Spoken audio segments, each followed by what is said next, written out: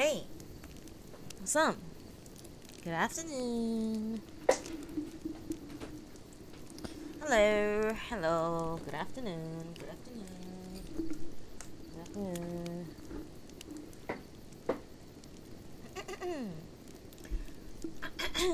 Hello.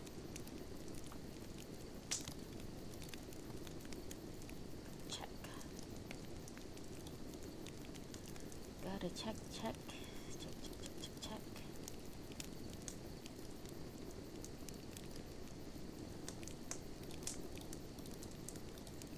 Okay. Microphone levels should be good. Alright. Good afternoon, everyone. Whoever is in my stream. Hello, Deanne. I suspect is Deanne and Twisty probably in my chat right now. Alright, today we are going to continue reading The Tale of Genji by Murasaki Shikibu. It's Murasaki Shikibu. What a great name. Murasaki Shikibu. Alright, so if y'all don't know already, Nudible is a play on word on Audible, where I, Nuna, Ariana Nuna, reads a book to you. Feel free to put me on the background when you're working or studying. I'll try my best to read the book as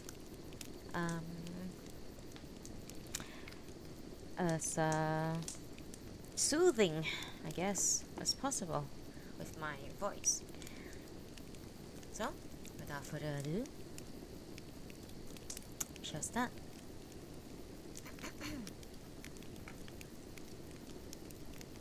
Today we are continuing the tale of Genji with the chapter 3 titled Lavender. So previously, we read the introduction by Abridged Seidensticker, the person who translated and abridged this version of the vintage classics Tale of Genji. And then we read the first chapter, the Polonia Court, and then the second chapter, Evening Faces. Now we are reading the third chapter, Lavender. And here we go.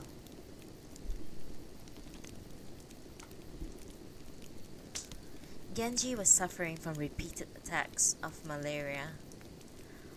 All manner of religious services were commissioned, but they did no good.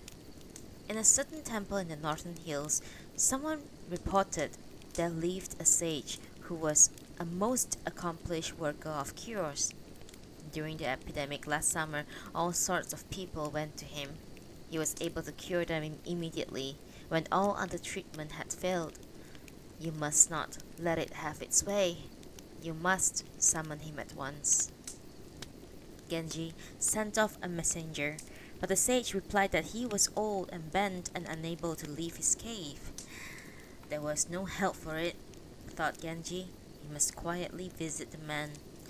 He set out before dawn, taking 4 or 5 trusted attendants with him. The temple was fairly deep in the northern hills, though the cherry blossoms had already fallen in the city, it being late in the 3rd month. The mountain cherries were at their best. A deepening mist as the party entered the hills delighted him. He did not often go on such expeditions, for he was of such rank that freedom of movement was not permitted him. The temple itself was a sad place. The old man's cave was surrounded by rocks high in the hills behind. Making his way up to it, Genji did not first reveal his identity. He was in rough disguise, but the holy man immediately saw that he was someone of importance. This is a very great honor. You'll be the gentleman who sent for me. My mind has left the world, and I have so neglected the ritual that it has quite gone out of my head. I fear that your journey has been in vain. Yet he got busily to work and he smiled his pleasure at the visit. He prepared medicines and had Genji drink them, and as he went through his spells and incantations, the sun rose higher. Genji walked a few steps from the cave and surveyed the scene. The cave was on a height with priestly cells spread out below it. Down a winding path, he saw a wattled fence of better workmanship than similar fences nearby. The halls and galleries within were nicely disposed, and there were fine trees in the garden. Whose house might that be? A certain bishop, I am told, has been living there in seclusion for the last 2 years or so. Someone who calls for ceremony, and ceremony is hardly possible in these clothes. He must not know that I am here. Several pretty little girls had come out to draw water and cut flowers for the altar, and I have been told that a lady is in his residence too. The bishop can hardly be keeping a mistress. I wonder who she might be. Several of his men went down to investigate and reported upon what they had seen. Some very pretty young ladies, and some older women too, and some little girls. Despite the sage's ministrations, which still continued, Genji feared a new seizure as the sun rose higher. "It is too much on your mind," said the sage. "You must try to think of something else." Genji climbed the hill behind the temple and looked off towards the city. The forest receded into a spring haze. Thank you. "Like a painting," he said. "People who live in such a place can hardly want to be anywhere else." "Oh, these are not mountains at all," said one of his men. "The mountains and seas off in the far provinces. Now they would make a real picture. Fuji and those other mountains." Another of his men set out diverting him with a description of the mountains and shores of the West Country. "In the nearer provinces, the Akashi coast in Harima is the most beautiful. There is nothing especially grand about it, but the view out over the sea has a quiet all its own. The house of the former governor, he took his vows not long ago, and he worries a great deal about his only daughter. The house is rather splendid. He is the son or grandson of a minister, and should have made his mark in the world, but he is an odd sort of man who does not get along well with people.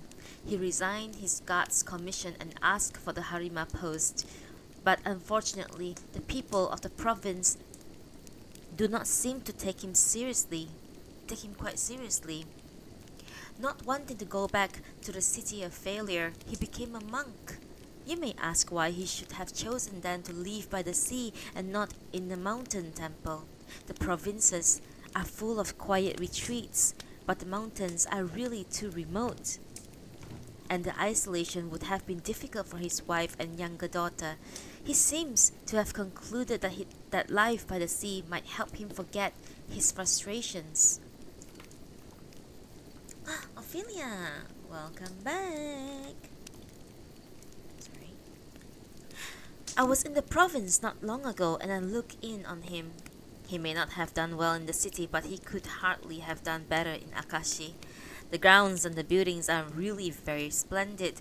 He was, after all, the governor, and he did what he could to make sure that his last years would be comfortable. He does neglect his prayers, and they would seem to have given him a certain mellowness." "And the daughter?" asked Genji. "Pretty and pleasant enough. Each successive governor has asked for her hand, but the old man had turned them all down. He may have ended up an insignificant provincial governor himself, he says, but he has other plans for her. He is always giving her last instructions. If he dies with his grand ambitions unrealized, she is to leap into the sea." Genji smiled. "A cloistered maiden, reserved for the king of the sea," laughed one of the men. "A very Extravagant ambition indeed. The man who had told the story was the son of the present governor of Harima. He had this year been raised to the 5th rank for his services in the Imperial Secretariat. I know why you lurk around the premises, said another. You're a ladies' man, and you want to spoil the old governor's plans. And another, you have not convinced me. She's a plain country girl, no more. She lived in the country most of her life with an old father who knows nothing of the times and the fashions. The mother is the one. She has used her connections in the city to find girls and women from the best families and bring them to Akashi. It makes your head spin to watch her. If the wrong sort of governor were to take over, the old man would have his worries. Genji amused. Ambition wide and deep as the sea, but alas, we would not see her for the seaweed. Knowing his fondness for oddities, his man had hoped that the story would interest him. It's rather late, sir, seeing as you have not had another attack. Suppose we start for home. But the sage objected. He has been possessed by a hostile power. We must continue our services quietly through the night. Genji's men were persuaded. And for Genji, it was a novel and amusing excursion. We will start back at daybreak. The evening was long.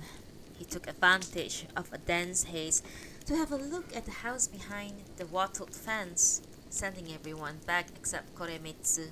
He took up a position at the fence. In the west room sat a nun who had a holy image before her. The blinds were slightly raised and she seemed to be offering flowers. She was leaning against a pillar and had a text spread out on an armrest. The effort to read seemed to take all her strength. Perhaps in her 40s, she had a fair, delicate skin and pleasantly full face. Though the effects of illness were apparent, the features suggested breeding and cultivation. Cut cleanly at the shoulders, her hair seemed to him far more pleasing than if it had been permitted to trail the usual length. Besides her were 2 attractive women, and little girls scampered in and out. Much the prettiest was a girl of perhaps 10, in a soft white singlet and a russet robe. He saw how lovely she would one day be. Rich hair spread over her shoulders like a fan. Her face was flushed from weeping. What is it? The nun looked up. Another night? Another fight? He thought he saw a resemblance. Perhaps they were mother and daughter. Inuki let my baby sparrows loose. The child was very angry. I had them in the basket. That stupid child, said a rather handsome woman with rich hair who seemed to be called Shonagon and was apparently the girl's nurse. She always manages to do the wrong thing, and we are forever scolding her. Where will they have flown off to? They were getting to be such sweet little things too. How awful! How awful if the crows find them! She went out. What a silly child you are!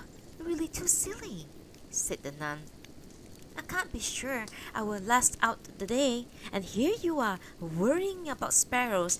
I've told you so many times that it's a sin to put birds in a cage. Come here. The child knelt down beside her. She was charming, with rich unplucked eyebrows and hair pushed childishly back from the forehead. How he would like to see her in a few years. This is weird. And a sudden realization brought him close to tears. The resemblance to Fujitsubo, for whom he so yearned, was astonishing. The nun stroked the girl's hair. You will not comb it, and still it's so pretty. I worry about you. You do seem so very young. Others are much more grown up at your age. Your poor dead mother. She was only 10 when her father died, and she understood everything. What will become of you when I'm gone? She was weeping, and a vague sadness had come over Genji too.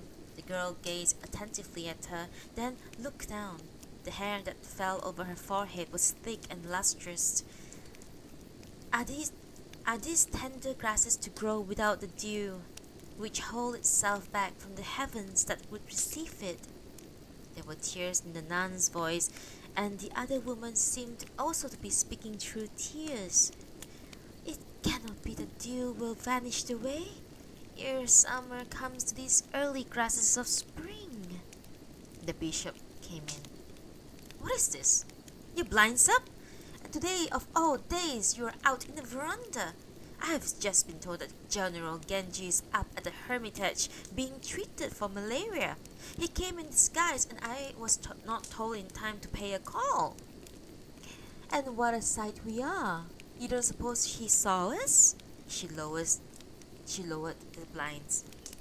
The shining one of whom the whole world talks. Wouldn't you like to see him? Enough to make a saint throw off the last traces of vulgar word, they say, and feel as if new years have been added to his life. I will get off a note. He hurried away, and Genji too withdrew. What a discovery! It was for such unforeseen rewards that his amorous followers were so constantly on the prowl. Such rare outing for him, and it had brought such a find.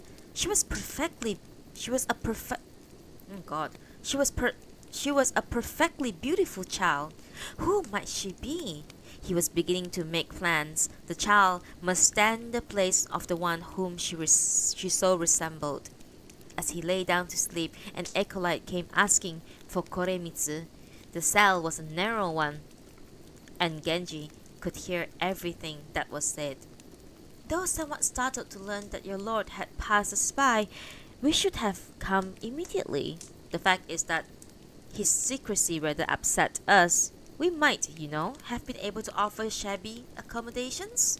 Genji sent back that he had been suffering from malaria since about the middle of the month and had been persuaded to seek the services of the sage, of whom he had only recently heard. Such is his reputation, and I hated to risk marring it by failing to recover. This is the reason for my secrecy. We shall come down immediately. The bishop himself appeared. He was a man of the cloth, to be sure, but an unusual one, of great courtliness and considerable fame.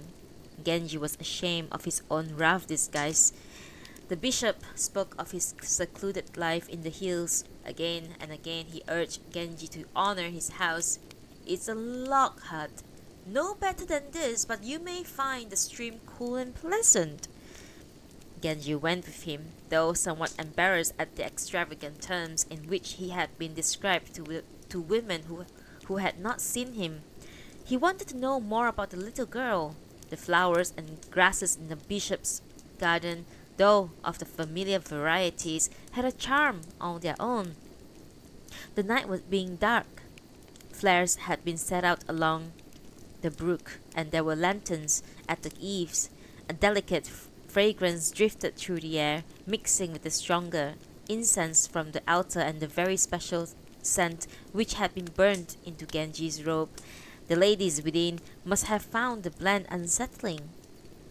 The bishop talked of this ephemeral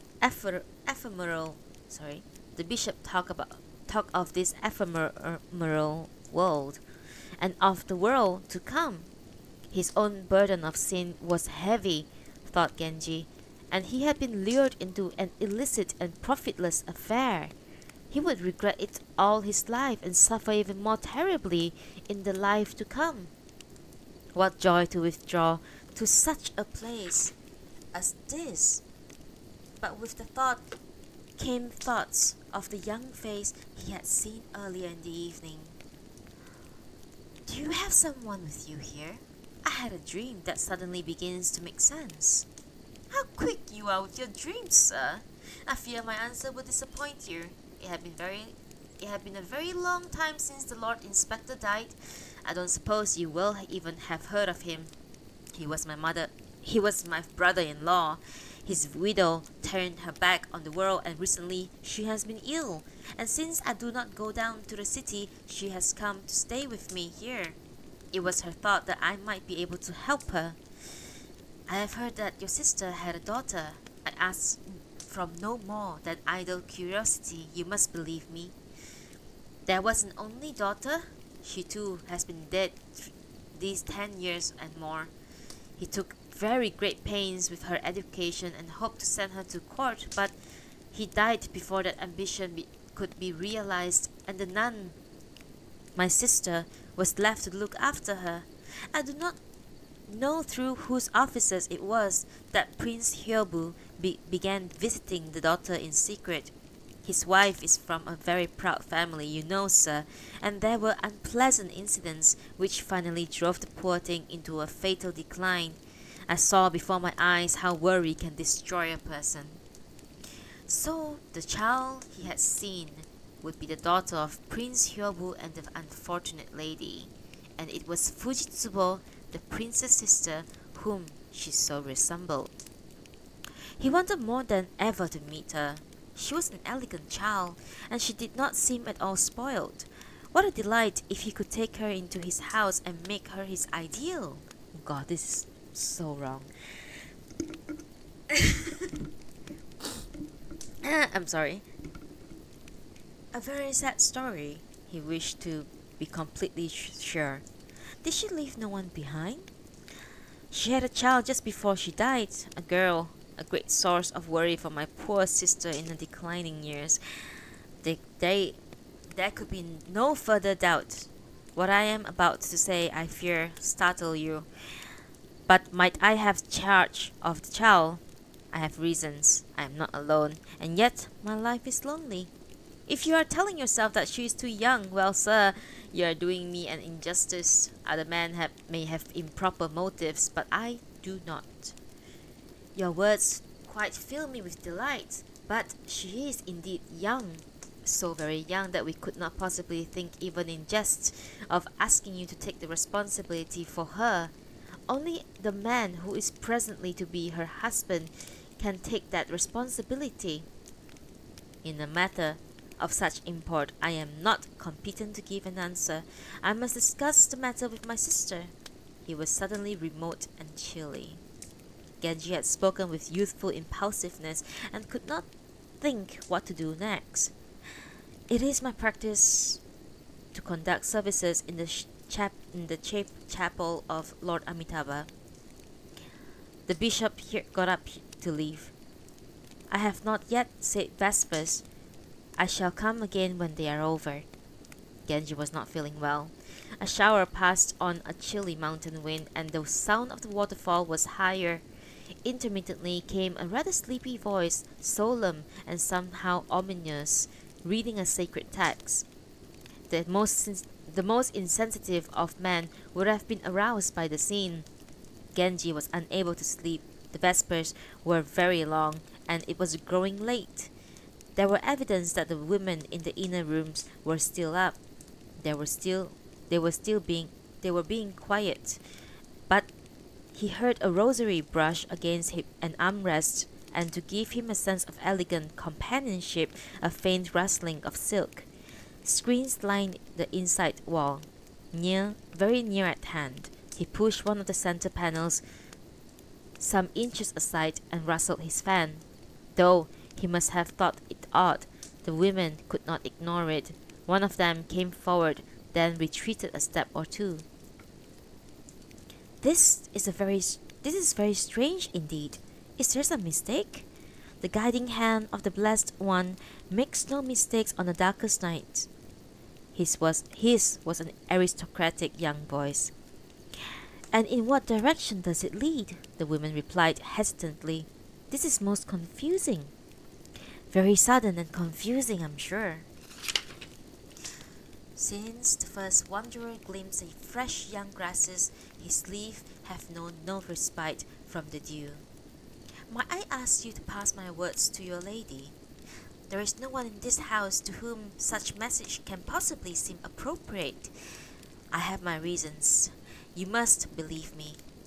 The woman withdrew to the rear of the house. The nun was of course rather startled. How very forward of him! He must think the child older than she is, and he must have heard our poems about grasses. What can they have meant to him? She hesitated for a rather long time, persuaded that too long a delay would be rude. She finally sent back, The dew of a night of travel. Do not compare it with the dew that soaks the sleeve of the mountain dweller. It is this last that refuses to dry. I am not used to communicating through messengers. I wish to speak to you directly and in all seriousness. Again, the old nun hesitated. There has been a misunderstanding, surely. I can hardly be expected to converse with such a fine young gentleman. But the woman insisted that it would be rude and unfeeling not to reply. Yes, I suppose you youngsters are not up to addressing him. As for me, I am awed by his earnestness, and she came forward. You will think me headstrong and frivolous for having addressed you without warning, but the blessed one knows that my intent is not frivolous at all. He found the nun's quiet dignity somewhat daunting. I quite agree with you. This unexpected conversation can hardly be called frivolous. I have heard the sad story, and wonder if I might offer myself as a substitute for your late daughter. I was very young when I lost the one who was dearest to me, and all through the years since I have had strange feelings of aimlessness and futility. We share the same fate. I wonder if I might not ask that we be companions in it. The opportunity is not likely to come again. I have spoken, I am sure, you see, quite without reserve.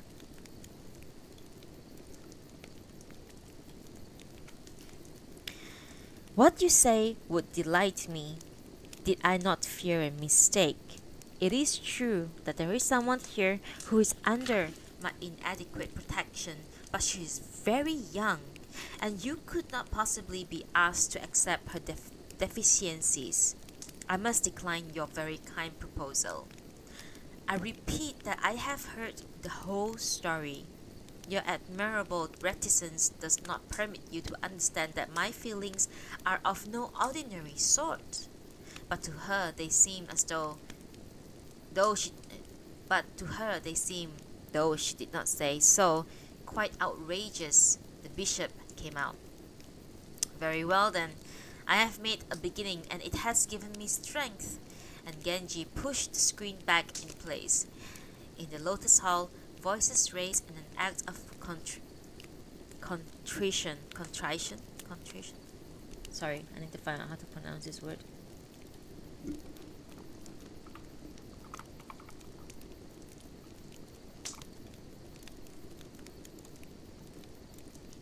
Contrition. Okay. In the Lotus Hall, voices raised in an act of contrition mingled solemnly with the roar of the waterfall and the wind that calmed down from the mountain. Dawn was approaching. This was Genji's poem addressed to the bishop. A wind strays down from the hills to end my dream, and tears well forth at these voices upon the waters. And this the bishop replied, These waters wet your sleeves, our own are dry, and tranquil our hearts washed clean by mountain waters. Such is the effects of familiarity with these scenes. There were heavy mists in the dawn sky, and bird songs came from Genji knew not where. Flowering trees and grasses which he could not identify spread like a tapestry before him. The deer that now paused to feed by the house and now wandered on were for him a strange and wonderful sight. He quite forgot his illness, though it was not easy for the sage to leave his retreat. He made his way down for final services. His husky voice, emerging uncertainly from a toothless mouth, had behind it long years of discipline, and the mystic incantations suggested deep and awesome powers. An escort arrived from the city, delighted to see Genji so improved,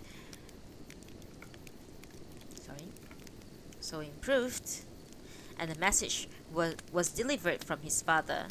The bishop had a breakfast of unfamiliar fruits and berries brought from far down in the valley.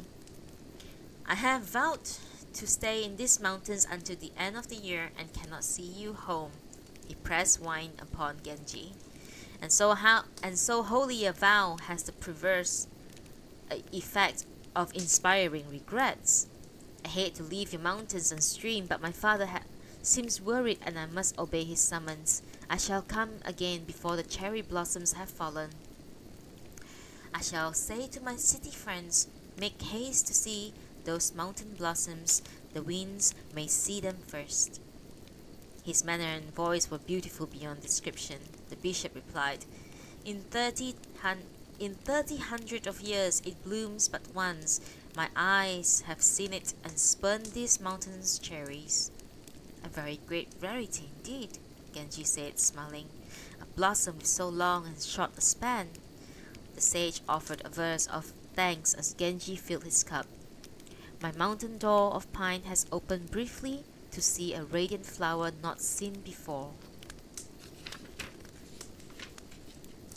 There were tears in his eyes. His farewell present was a sacred mace, which had special protective powers. The bishop too gave farewell presents, a rosary of carved ebony, which Prince Shotoku had obtained in Korea, still in its original Chinese box, wrapped in a netting and attached to a branch of cinquefoil pine. Several medicine bottles of indigo decorated with sprays of cherry and wisteria and the like, and other gifts as well, all of them appropriate to the mountain setting.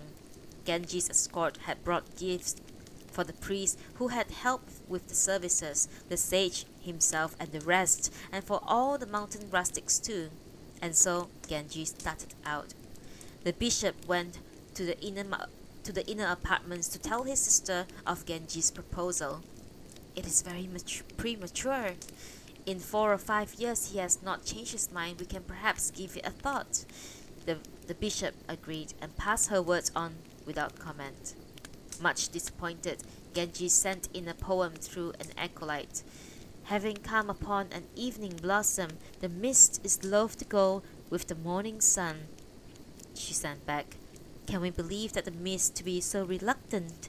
We shall watch the morning sky for signs of the truth. It was in a casual cursive style, but the hand was a distinguished one. He was about to get into his carriage when the large party arrived from the house of his father-in-law, protesting the skill with which he had eluded them. Several of his brother-in-laws, including the oldest Tono Chujo, were among them. You know very well that this is the sort of expedition we like best. You could at least have told us. Well, here we are, and we shall stay and enjoy the cherries while you have discovered. They took seats on the moss below the rocks, and wine was brought out. It was a pleasant spot beside cascading waters. Tono Chujo took out a flute, and one of his brothers, marking them with a fan, sang to the west of the Toyora temple.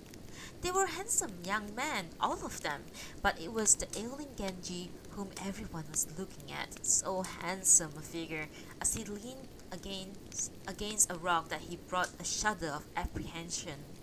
Always in such a company there is an adept at the flagellot.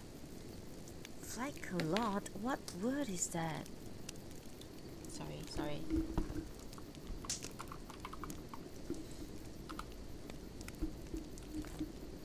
Flagellate!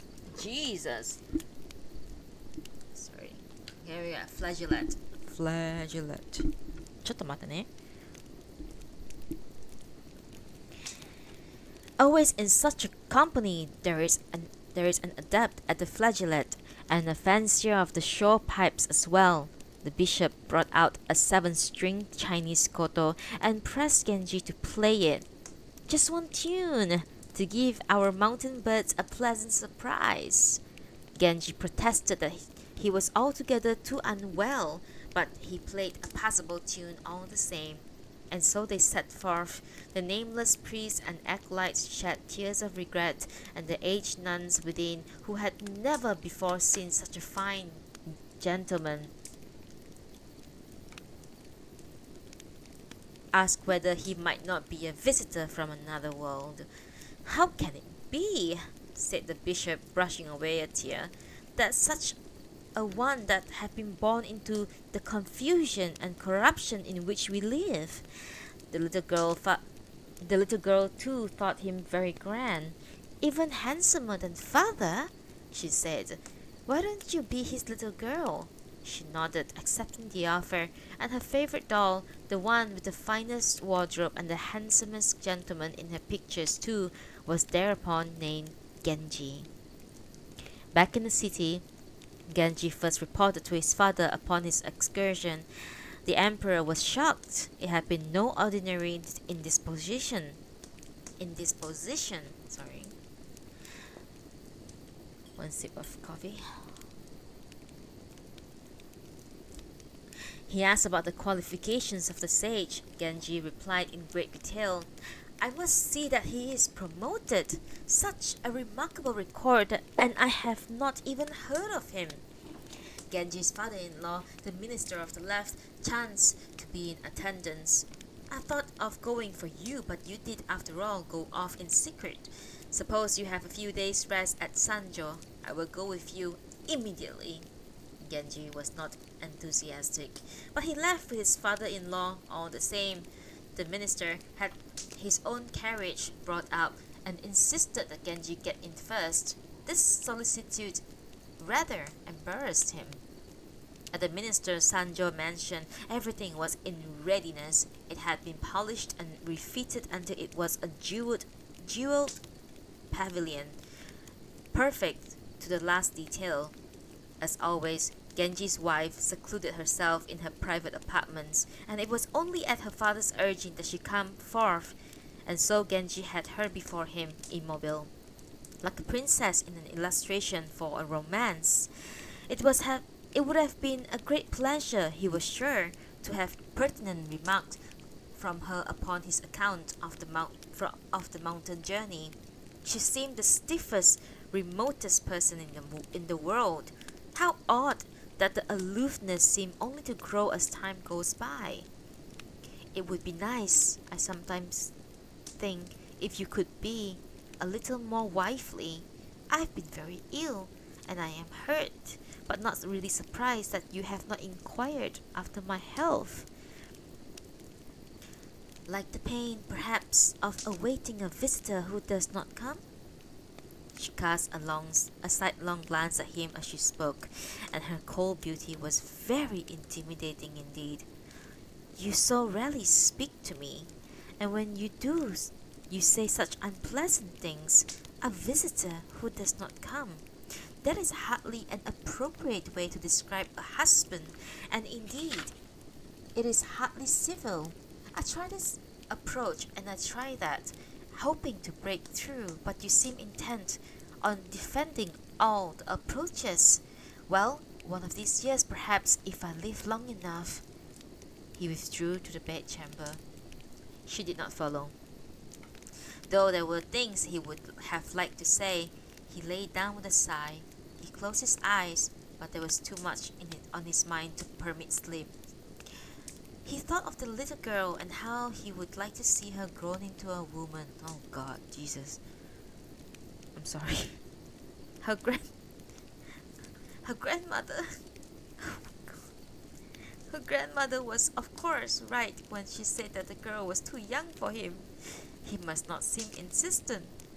And yet, was there not some way to bring her quietly to Nijo and have her beside him, a comfort and a companion?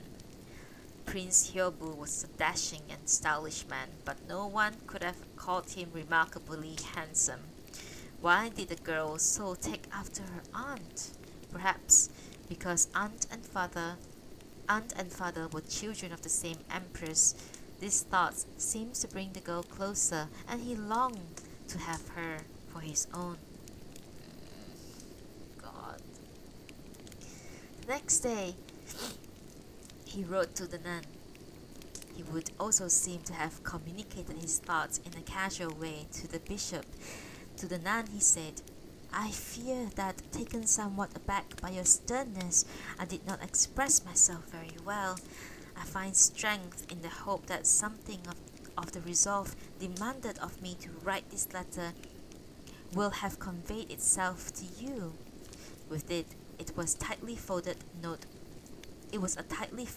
for the girl. "The mountain blossoms are here beside me still. All of myself I'm left behind with them. I am fearful of what the night wind might have done."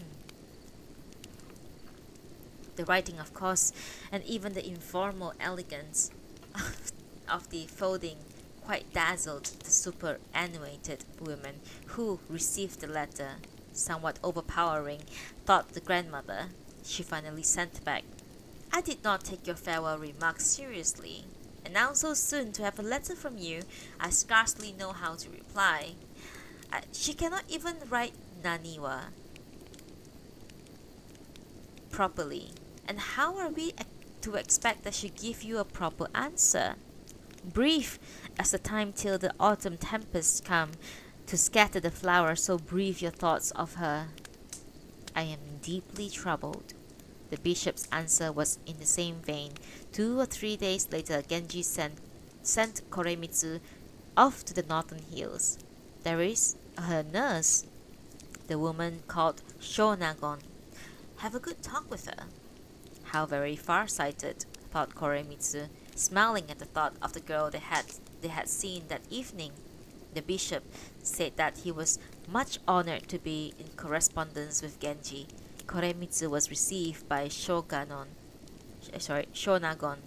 and described Genji's apparent state of mind in great detail.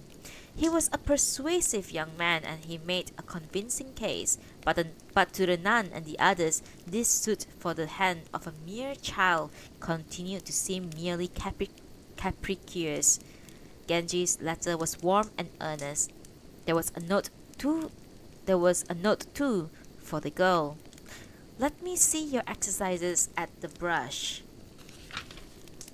No shallow spring, this heart of mine, believe me, and why must the mountain spring then seem so distant?" This was the nun's reply. "The shallow mountain spring but brings regrets. Do you see something there, oh shallow one?" Koremitsu's report was no more encouraging. Shonagon had said that they would be returning to the city when the nun was a little stronger and would answer him then. Fujitsubo was ill and had gone home to her family. Genji managed a sympathetic thought or two for his lonely father, but his thoughts were chiefly on the possibility of seeing Fujitsubo. He quite halted his visits to the other ladies. All through the day, at home and at court, he sat gazing off into the space, and in the evening he would press Omyobu to be his intermediary. How she did it, I do not know, but she contrived a meeting. It is sad to have said that his earlier attentions, so unwelcomed, no longer seemed real, and the mere thought that they had been successful was for Fujitsubo a torment. Determined that there would not be another meeting, she was shocked to find him in her presence again. She did not seek to hide her distress, and her efforts to turn him away delighted him, even as they put him to shame. There was no one else quite like her. In that fact was his undoing. He would be less a prey to longing if he could find in her even a trace of the ordinary, and the tumult of thoughts and feelings that now assailed him, he would have liked to consign it to the mountain of obscurity. It might have been better, he sighed. So short was the night, if he had not come at all. So few and scattered the nights, so few the dreams. Would that the dream tonight might take me with it. He was in tears, and she did, after all, have to feel sorry. Were I to disappear in the last of dreams, would yet my name live on in infamy? She had every right to be unhappy, and he was sad for her. Omiobu gathered his clothes and brought them out to him. Back at Nijo, he spent a tearful day in the bed. He had word from Omiobu that her lady had not read his letter, so it always was, and yet he was hurt. He remained in distraught seclusion for several days. The thought that his father might be wondering about his absence filled him with terror. Lamenting the burden of sin that seemed to be hers, Fujitsubo was more and more unwell, and could not bestir herself, despite appeared messages summoning him. Besides repeated messages summoning her back to court, she was not at all her usual self, and what was to become of her? She took to her bed as the weather turned warmer. 3 months had now passed, and her conditions were clear, and the burden of sin now seemed to have made it necessary that she submit to curious and reproving stares. Her woman thought her behavior was very curious indeed. Why had she let so much time pass without informing the emperor? That was, of course, a crucial matter of which she spoke to no one. Ben, the daughter of her old nurse, and Omiobu, both of whom were very close to her and attended her in the bath, had ample opportunity to observe her condition. Omiobu was aghast. Her lady had been trapped by the harshest of fates.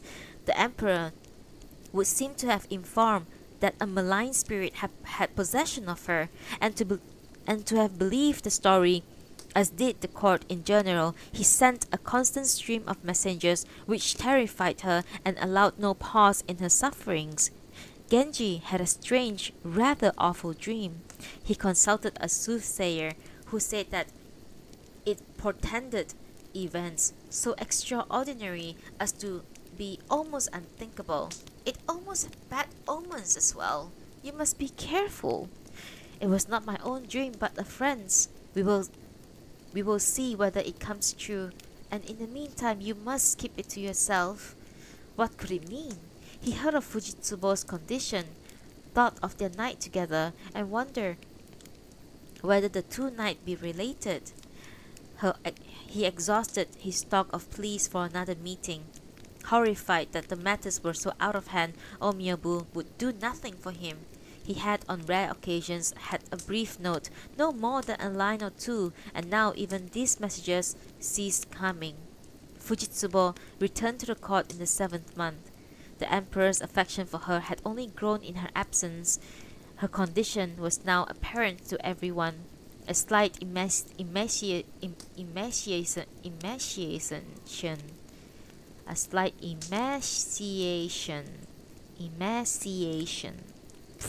Sorry. A slight emaciation made her beauty seem if anything nearer perfection, and the emperor kept her always at his side. The skies, as autumn approached, called more insistent for music, keeping Genji too beside him. The emperor had him try his hand at this and that instrument. Genji struggled to control himself, and now and then a sign of his scarcely bearable feeling did show, though, to remind the lady of what she wanted more than anything to forget. Somewhat improved, the nun had returned to the city. Genji had someone make inquiry about her residence and wrote from time to time. It was natural that her replies should show no lessening of her opposition, but it did not worry Genji as it once had. He had more considerable worries. His gloom was deeper as autumn came to close. One beautiful moonlit night, he collected himself for a visit to a place he had been visiting in secret. A cold, wintry shower passed. The address was in Rokujo, near the eastern limit of the city, and since he had set out from the palace, the way seemed a long one. He passed a badly neglected house, the garden dug with ancient trees. The inspector's house, said Koremitsu, who was always with him. I called there with a message not long ago. The old lady has declined so shockingly that they can't think of what to do for her. You should have told me. I should have looked in on her. Ask, please, if she will see me.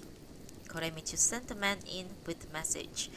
The women had not been expecting a caller, least of all beyond such a grand one. For some days the old ladies had seemed beyond helping, and they feared that that she would be unable to receive him. But they could hardly turn such a gentleman away, and so a cushion was put up for him in the south room. My lady says that she fears you will find it cluttered and dirty, but she is determined at least to thank you for coming. You must find the darkness and gloom unlike anything you have known. And indeed, he could not have denied that he was used to something rather different. You have been constantly on my mind, but your reserve has made it difficult for me to call. I am sorry that I did not know sooner of your illness. I have been ill for a very long time, but in this last extremity, it was good for him to come. He caught the sad faltering tones as she gave the message to one of her women. I am sorry that I cannot receive him properly.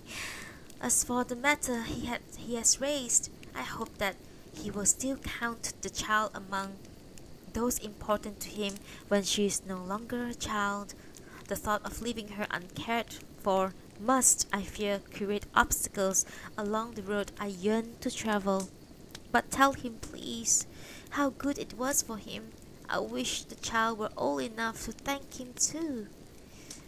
Can you believe, he sent back, that I would put myself in this embarrassing position if I were less than serious? There must be a bond between us, that I should have been so drawn to her since I first heard of her. It all seems so strange. The beginnings of it must have been in a different world. I will feel I have come in vain if I cannot bear the sound of her young voice. God, why am I reading this? Okay.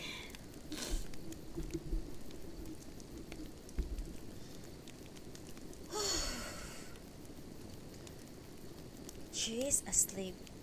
She did not, of course, know that you were coming.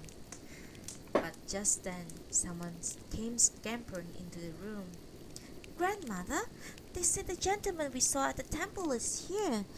Why won't you go out and talk to him? The woman tried to silence her. But why? She said the very sight of him made her feel better. I heard her. The girl seems very pleased with the information she brought. Though much amused, Genji pretended not to hear. After proper statements of sympathy, he made his departure. Yes, she did seem a little more than an infant. He would be her teacher. The next day, he sent a letter inquiring after the old lady, and with it tightly folded a note for the girl, seeking to follow the call of the nestling crane.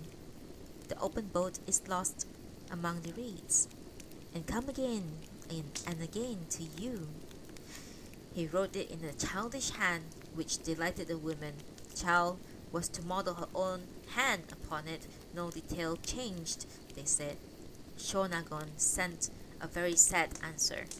It seems doubtful that my lady, after whom you were so kind to inquire, will last the day. We are on the point of sending her off to the mountains once more. I know she will thank you from another world. In the autumn evening, his thoughts on his unattainable love. He longed more than ever, unnatural though the wish may have seemed, for the company of the little girl who sprang from the same roots. The thoughts of the evening, when the old nun had described herself as dew holding back from the heavens, made him even more impatient. And at the same time, he feared that if he were to bring the girl to Nijo, he would be disappointed in her.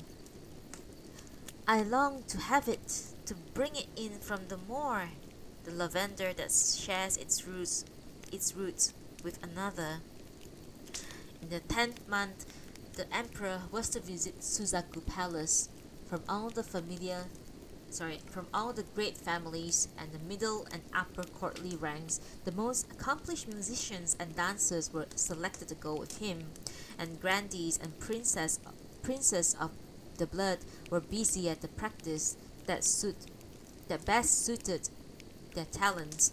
Caught up in the excitement, Genji was somewhat remiss in inquiring after the nun. When finally he sent off a messenger to the northern hills, a sad reply came from the bishop. "We lost her towards the end of the month. It is the way of the world, I know, and yet I am sad." If the news shocked even him into new awareness of the evanescence, thought Genji, how must it be for the little girl who had so occupied the nun's thoughts? Young though she was, she must feel utterly lost. He remembered, though dimly, how it had been when his mother died, and he sent off an earnest letter of sympathy. Shonagon's answer seemed rather warmer. He went calling on an evening when he had nothing else to occupy him, some days after he learned that the girl had come out of mourning and returned to the city. The house was badly kept and almost deserted. The poor child must be terrified, he thought. He was shown to the same room as before. Sobbing, Shonagon told him of the old lady's last days. Genji too was in tears. "My young lady's father would seem to have indicated a willingness to take her in, but she is at such an uncomfortable age, not quite a child, still without the discernment of an adult, and the thought of having her in the custody of the lady who was so cruel to her mother was too awful. Her sisters will persecute her dreadfully, I know. The fear of it never left my lady's mind, and we have had too much evidence that the fear was not groundless. We have been grateful for your expression of interest, though we have hesitated to take them seriously. I must emphasize that my young lady is not at all what you must think of her to be. I fear that we have done badly by her, and that our methods have left her childish even for her years. Must you continue to be so reticent and apologetic? I have made my own feelings clear over and over again. It is precisely the childlike quality that delights me the most." Oh God. Hang on, I need a pause. God. I know this is a long time ago, but still, it makes me so uncomfortable. Hang on, give me 1 second. My God. Oh. Alright, that's it of coffee.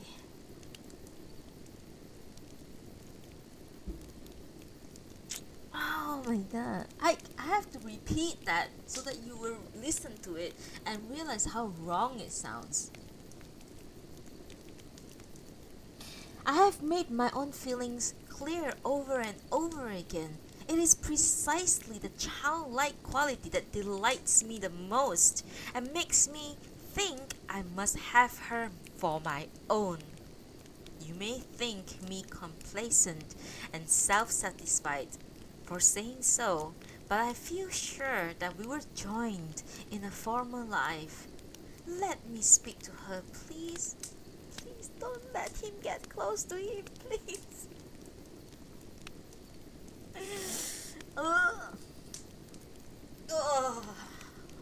I genuinely have fucking goosebumps from this.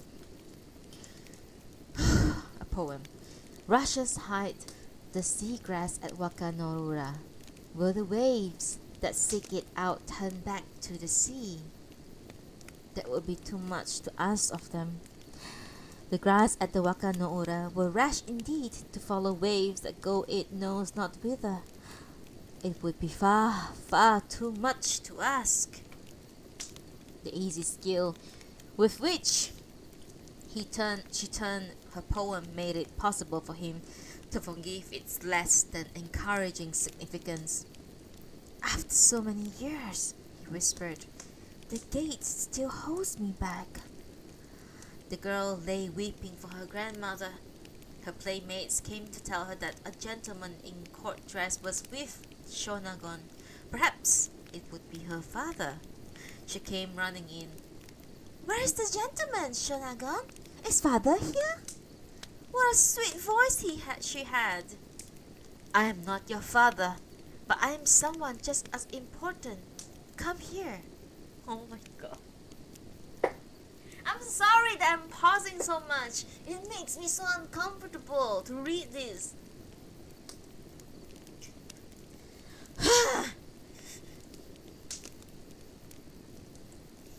Get a grip. Get a grip. Luna, get a grip. You can do it. You can do it. You can read this. Okay, okay. What is it? She saw that it was the other gentleman, and child though she was, she flushed at having spoken out of turn. Let's go. She tugged at Shonagon's sleeve.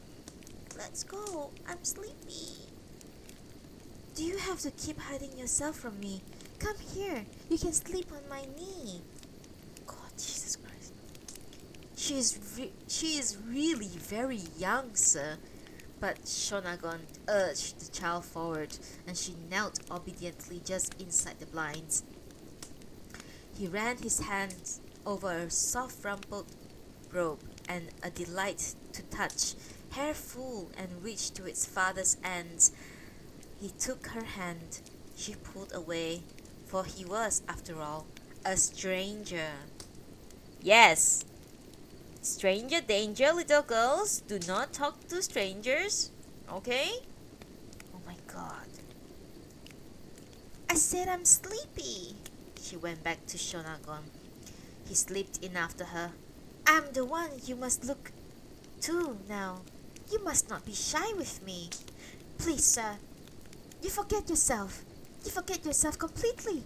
She simply is not old enough to understand what you have in mind. It is you who do not understand. I see how young she is, and I have nothing of the sort in mind. I must ask again you to be witness to the depth and purity of my feelings. It was a stormy night. Sleet was pounding against the roof. How can she bear to live in such a lonely place? It must be awful for her. Tears came to his eyes. He could not leave her. Close the shutters. I will be your watchman. You need one on a night like this. Come close to me, all of you. Quite as if he belonged there, he slipped into the girl's bedroom. The woman was astounded. Shonagon more than the rest. He must be mad. But she was in no position to protest. Genji pulled a singlet over the girl, who was trembling like a leaf. Yes, he had to admit that his behavior must seem odd, but trying very hard not to frighten her, he talked of things he thought would interest her. You must come to my house. I have all sorts of pictures, and there are dolls for you to play with. Oh my god, what is this? What am I reading?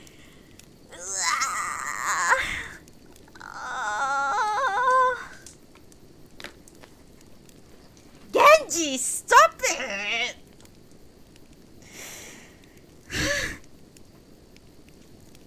She was less frightened than at first, but she still could not sleep. The storm blew all through the night, and Shonagon quite refused to budge from their side. Good, Shonagon. Good girl, Shonagon. They would surely have perished of fright, whispered the woman, if they had not had him with them. What a pity their lady was not a little older. I don't know. Even if she's a little older, you are still a fucking creep. Holy shit. Genji, stop it. Stop it. It was still dark when the wind began to subside, and he made his departure, and all the appearances were as of an amorous expedition. What I have seen makes me very sad and convinces me that she must not be out of my sight. She must come and live with me and share my lonely days. This place is quite impossible. You must be in constant terror. Her father has said that he will come for her. I believed it is to be after the memorial services. Yes, we must think of him, but they have lived apart, and he must be as much of a stranger as I am. I really do believe that in this very short time, my feelings for her are stronger than his. He patted the girl on the head and looked back smiling as he left. Oh, please don't come back. Just go, Genji. Just go. Don't come back, please. I'm sorry to whoever's listening right now. I'm sorry that I'm like vocalizing my disgust right now. But I have to. I'm human. I'm only human. I'm so disgusted right now.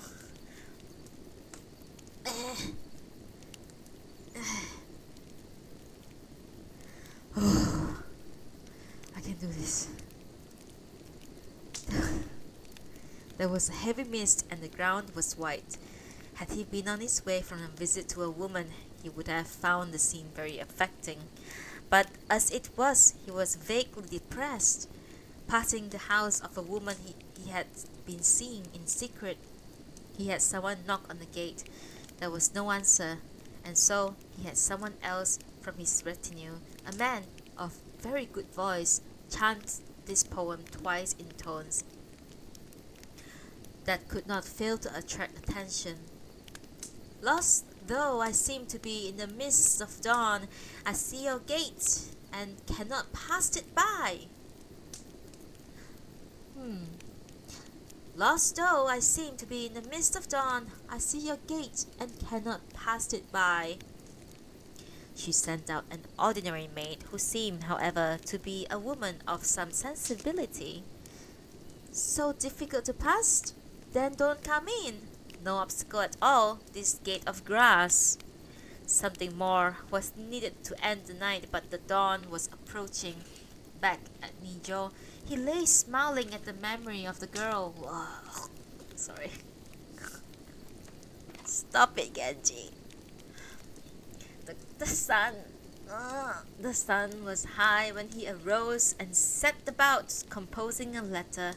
A rather special sort of poem seemed called for, but he laid his brush aside and deliberated for a long time, and presently sent some pictures.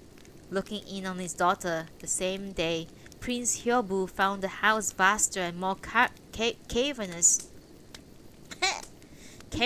than he had remembered it, and the decay astonishingly advanced since the grandmother's death.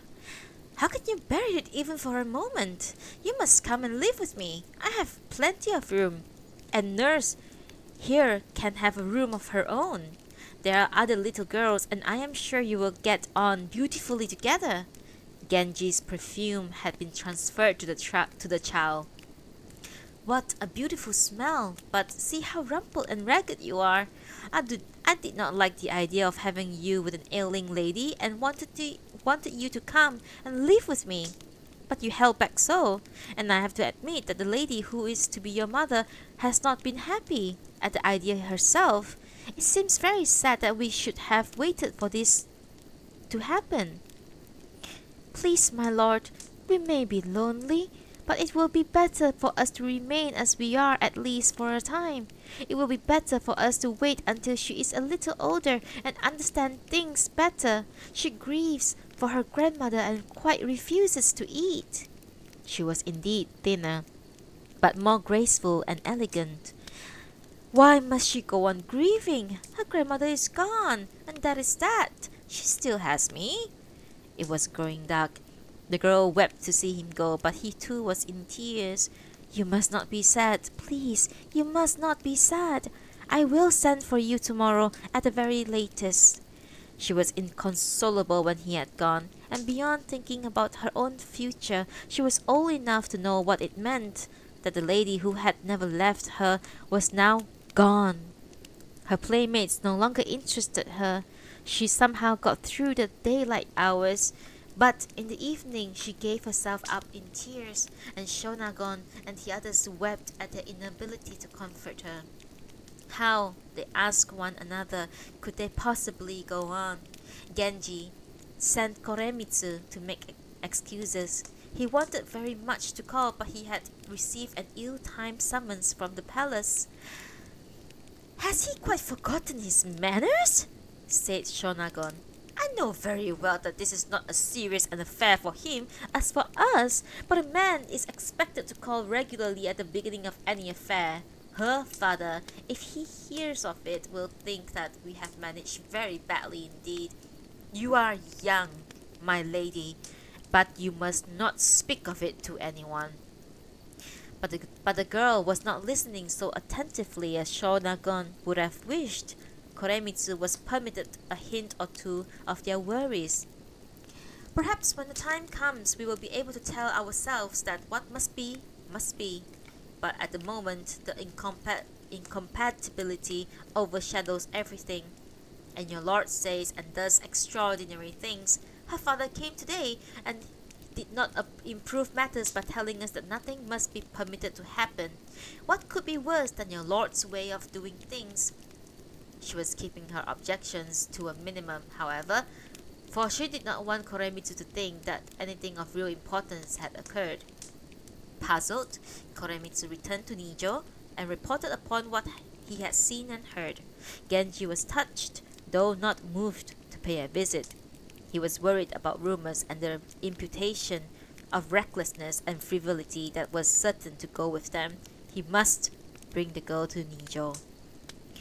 He sent several notes and in the evening dispatched Koremitsu, his most faithful and reliable messenger. Certain obstacles prevented Genji's calling in person, said Koremitsu, but they must not be taken to suggest a want of seriousness. Her royal father has said that he will come for her tomorrow.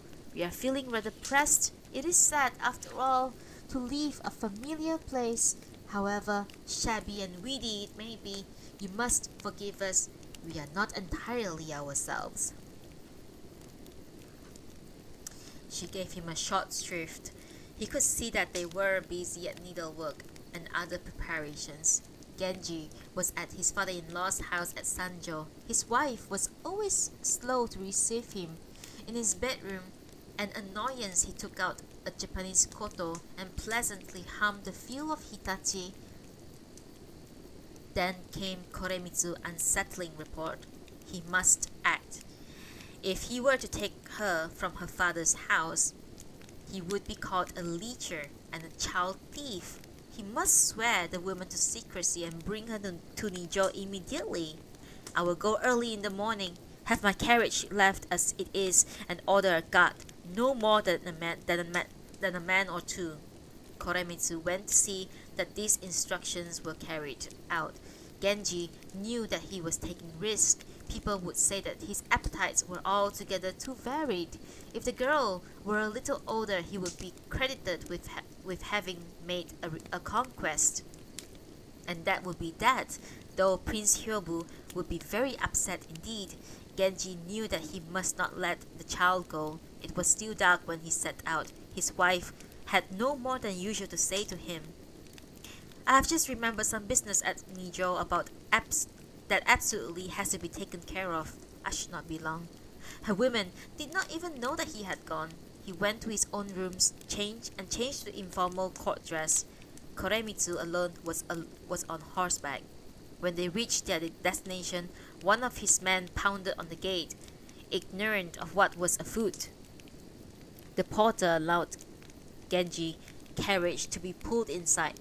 Koremitsu went to a corner door and knocked. Shonagon came out. My lord is here, and my lady is asleep. You pick strange hours for your visits. Shonagon suspected that he was on his way home from an amorous adventure.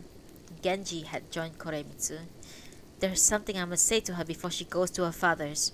Shonagon smiled. And no doubt she will have many interesting things to say in reply. He pushed his way inside. Please, sir, we are not expecting anyone. The old women are a dreadful sight. I will go wake her.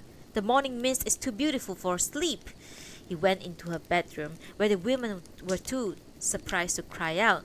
He took her in his arms and smoothed her hair. Her father had come for her, she thought, only half awake. Let's go. I have come from your father's. She was terrified when she saw that it was not, after all, her father. You're not being nice. You're not being nice. I have told you that you must think of me as your father. He carried her out. A chorus of protest now came from Shonagon and the others. I have explained things quite well enough. I have told you how difficult it is for me to visit her and how I want to have her in a more comfortable and accessible spot. My God.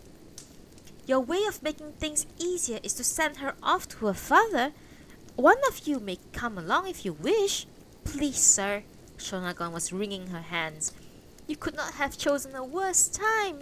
What are we to say when her father comes?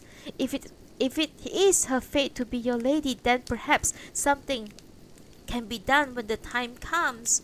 This is too sudden, and you put us in an extremely difficult position. You can come later if you wish. His carriage had been brought up. The women were flustering about helplessly, and the child was sobbing. Seeing at last that there was nothing else to be done, Shonagon took up several of the robes that they had been at work at on the night before, changed to presentable clothes of her own, and got into the carriage. Thank God, Shonagon, please stay with her. It was still dark when they reached Nijo. Only a short distance away, Genji ordered the carriage brought up to the west wing and took the girl inside. It is like nightmare, said Shonagon. What am I to do? Whatever you like. I can have someone see you home if you wish. A bitter smile on her lips, Shonagon got out of the carriage. What would her lady's father think when he came for her? And what did they have now? And what did they now have to look forward to? The saddest thing was to be left behind by one's protectors, but tears did not augur well for the new life. With an effort, she pulled herself together. Since no one was living in this west wing, there was no curtain bed chamber. Genji had Koremitsu put up screens and curtains, sent someone else to the west wing for bedding, and lay down. Though trembling violently, the girl managed to keep from sobbing aloud. I always sleep with Shonagon, she said softly in childish accent. Imagine a big girl like you still sleeping with her nurse. Shut the fuck up, Genji. Shut the fuck up, Genji.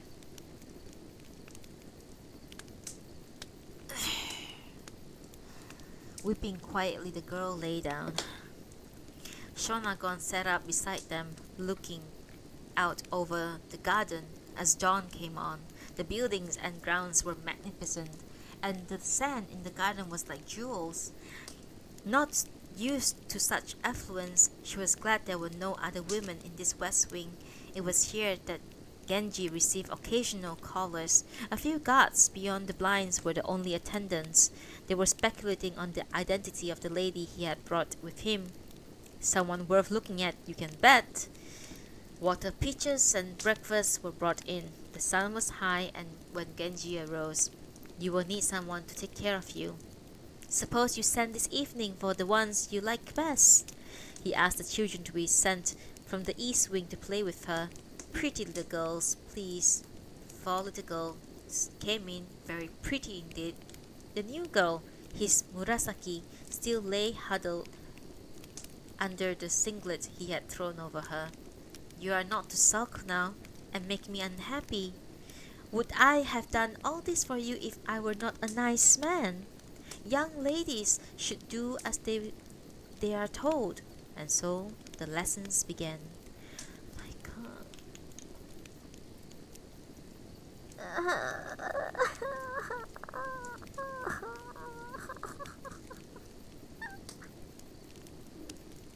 I know this is long time ago. I know.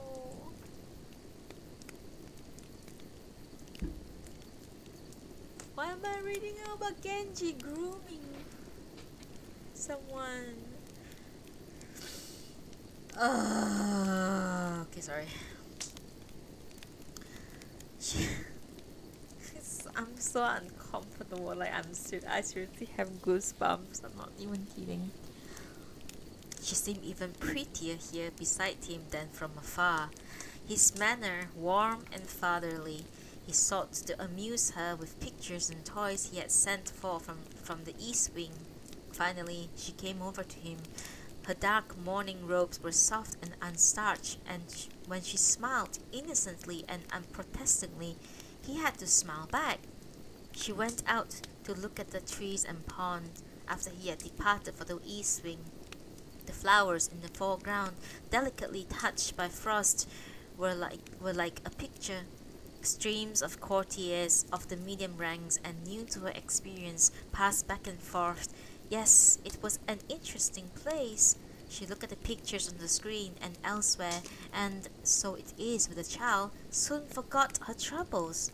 Staying away from court for several days, Genji worked hard to make her feel at home. He wrote down all manner of poems for her to copy, and drew all manner of pictures, some of them very good. I sigh, though I have not seen Musashi, he wrote on a bit of lavender paper. She took it up and thought the hand marvelous. In a tiny hand, he wrote beside it, "Not yet mine, these grasses of Musashi, so near to dew-drenched grasses I cannot have. Now you must write something." "But I can't." She looked up at him, so completely without affectation that he had to smile. "You cannot write as well as you would like to, perhaps, but it would be wrong of you not to write at all. You must think of me as your teacher." It was strange that even her awkward, childish way of holding the brush should so delight him. Afraid she had made a mistake, she sought to conceal what she had written. He took it from her.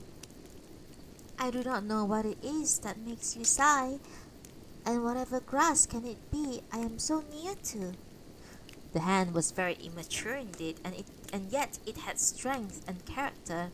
It was very much like her grandmother's, a touch of the modern, and it would not be at all unacceptable.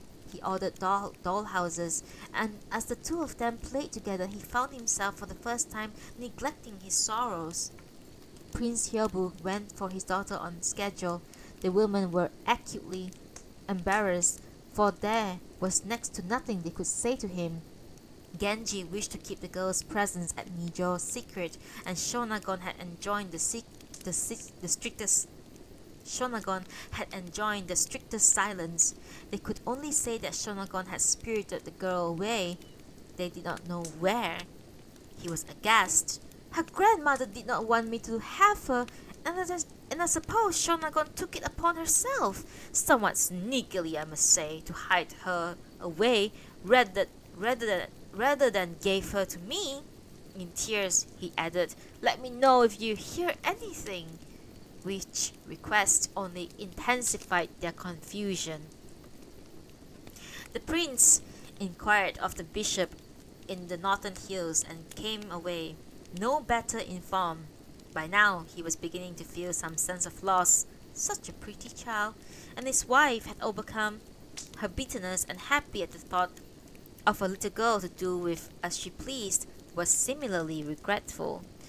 Presently, Murasaki had all her women with her. She was a bright, lively child, and the boys and the girls who were to be her playmate felt quite at home with her. Sometimes on lonely nights when Genji was away, she would weep for her grandmother. She thought little of her father. They had lived apart and she scarcely knew him. She was by now extremely fond of her new father. She would be the first to run out and greet him when he came home, and she would climb on his lap, and they would talk happily together without the least constraint of embarrassment. He was delighted with her. A clever and watchful woman can create all manner of difficulties. A man must always be on his guard, and jealousy can have the most unwelcome consequences. Murasaki was the perfect companion, a toy for him to play with. He could not have been so free, uninhibited, with a daughter of his own. There are restraints upon paternity intimacy. Yes, he had come upon a remarkable little treasure. That was chapter 4, Lavender. And Murasaki Shikibu, which is a pen name, by the way. Nobody knows her real name. I guess she has some kind of a fetish now, I guess. Naming the child after herself.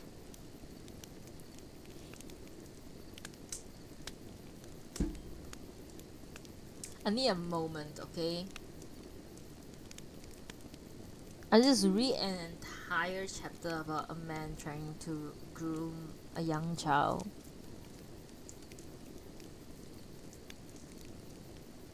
I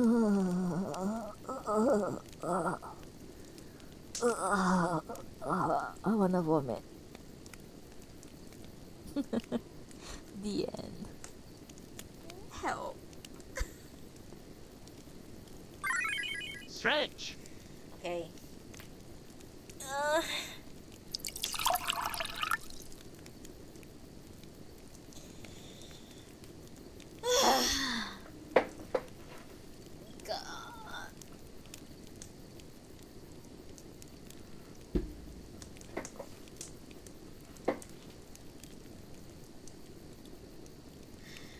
I don't know when, but this blurb thing just started popping out on the chat, but I don't know how to get rid of it. Never mind. Okay, let's do it. We can do it. Let's do it. Chapter 4. We shall continue reading The Tale of Genji, Chapter 4.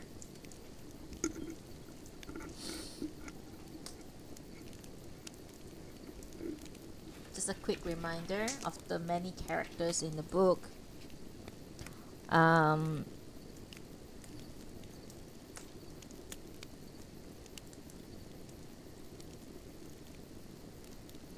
So, Fujitsubo is the daughter of a former emperor and consort of Genji's father, and mother of the that one is a spoiler. Hyobu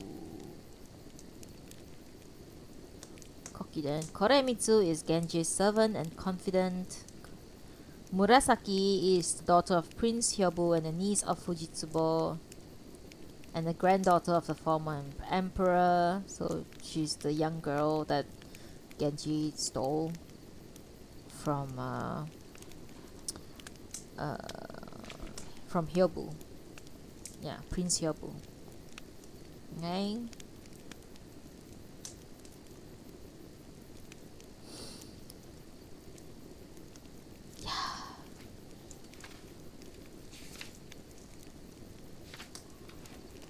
Who's the best? You know who's the best in chapter 3? Shonagon, the nurse. She's the best. Okay, let's go. Chapter 4.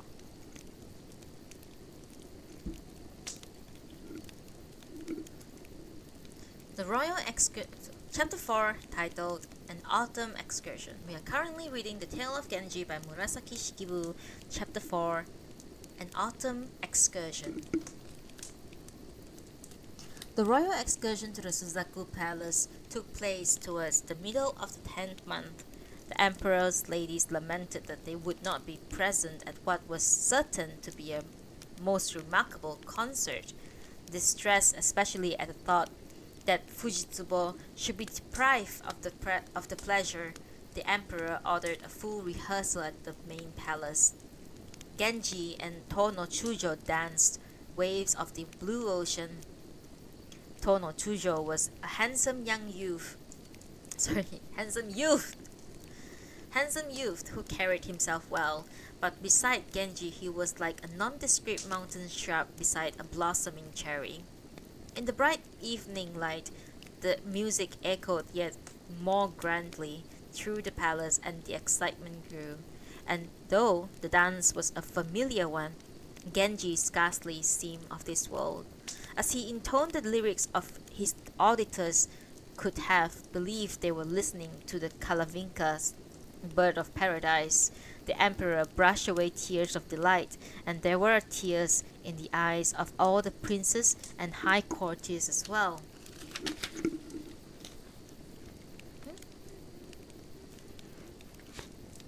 Genji rearranged his dress at the end of his song, and the orchestra took up again. He seemed to shine with an ever brighter light. Surely the gods above us struck dumb with admiration. Lady Kokiden, the mother of the crown prince, was heard to observe, "One is overpowered by such company." Some of the young women thought her rather horrid. To Fujitsubo it was all like a dream. How she wished that those unspeakable occurrences had not taken place. Then she might be as happy as the others. She spent the night with the emperor. "There was only one thing worth seeing," he said. "Waves of the blue ocean. Do you not agree?" "It was most unusual," she finally replied. Nor is Tono Chujo a mean dancer. There is something about the smallest gesture that tells of breeding. The professionals are very good in their own way. One would certainly not wish to suggest otherwise, but they somehow lack freshness and spontaneity. When the rehearsals have been so fine, one fears that the excursion itself will be a disappointment. I would not for anything have wished you to miss it." The next morning she had a letter from Genji. "And how did it all seem to you?" I was in indescribable confusion. You will not welcome the next question, I fear. But through the waving dancing sleeve could you see a heart so stormy that it wished but to be still? The image of the dancer was so vivid, it would seem that she could not refuse to answer. Of waving Chinese sleeve I cannot speak.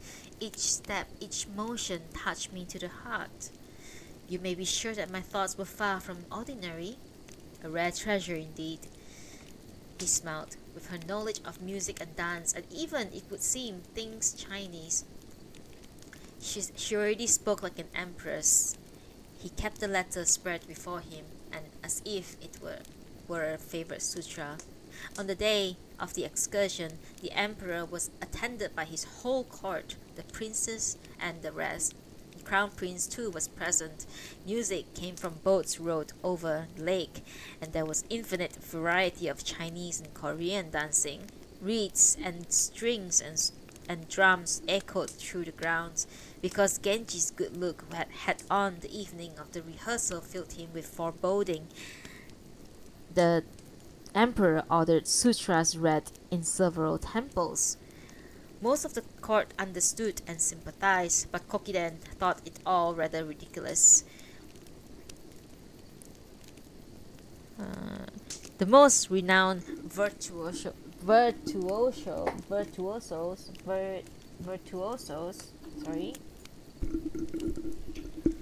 from the high and the middle court ranks were chosen for the flutist circle.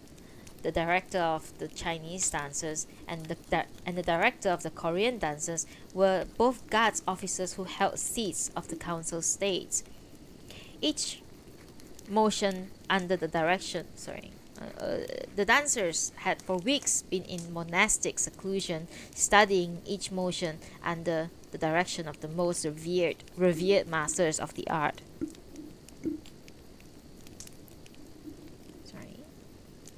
The 40 men in the flutist circle played most marvelously.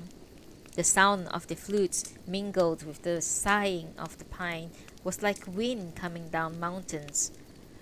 Waves of the blue ocean among falling leaves and of countless hues had about it an almost frightening beauty. The maple branch in Genji's cap was somewhat bare and forlorn, most of the leaves having fallen, and seemed at odds with his handsome face. The general on the left replaced it with several chrysanthemums, which he brought from below the royal seat. The sun was about to set, and suspicion of an autumn shower rustled past as if the skies too were moved to tears. The chrysanthemums in Genji's cap delicately touched the frost, gave new beauty to his form and motions, no less remarkable that today than on the day of the rehearsal. Then the dance was over, and a chill as if from another world passed over the assembly. Even the unlettered menials lost among deep branches and rocks, and none of them in any event had some feeling for such a thing, were moved to tears. The fourth prince, still a child, son of Lady Shokyoden, danced Autumn Wind, and right after Waves of the Blue Ocean, the most interesting of the dances. One moment, please.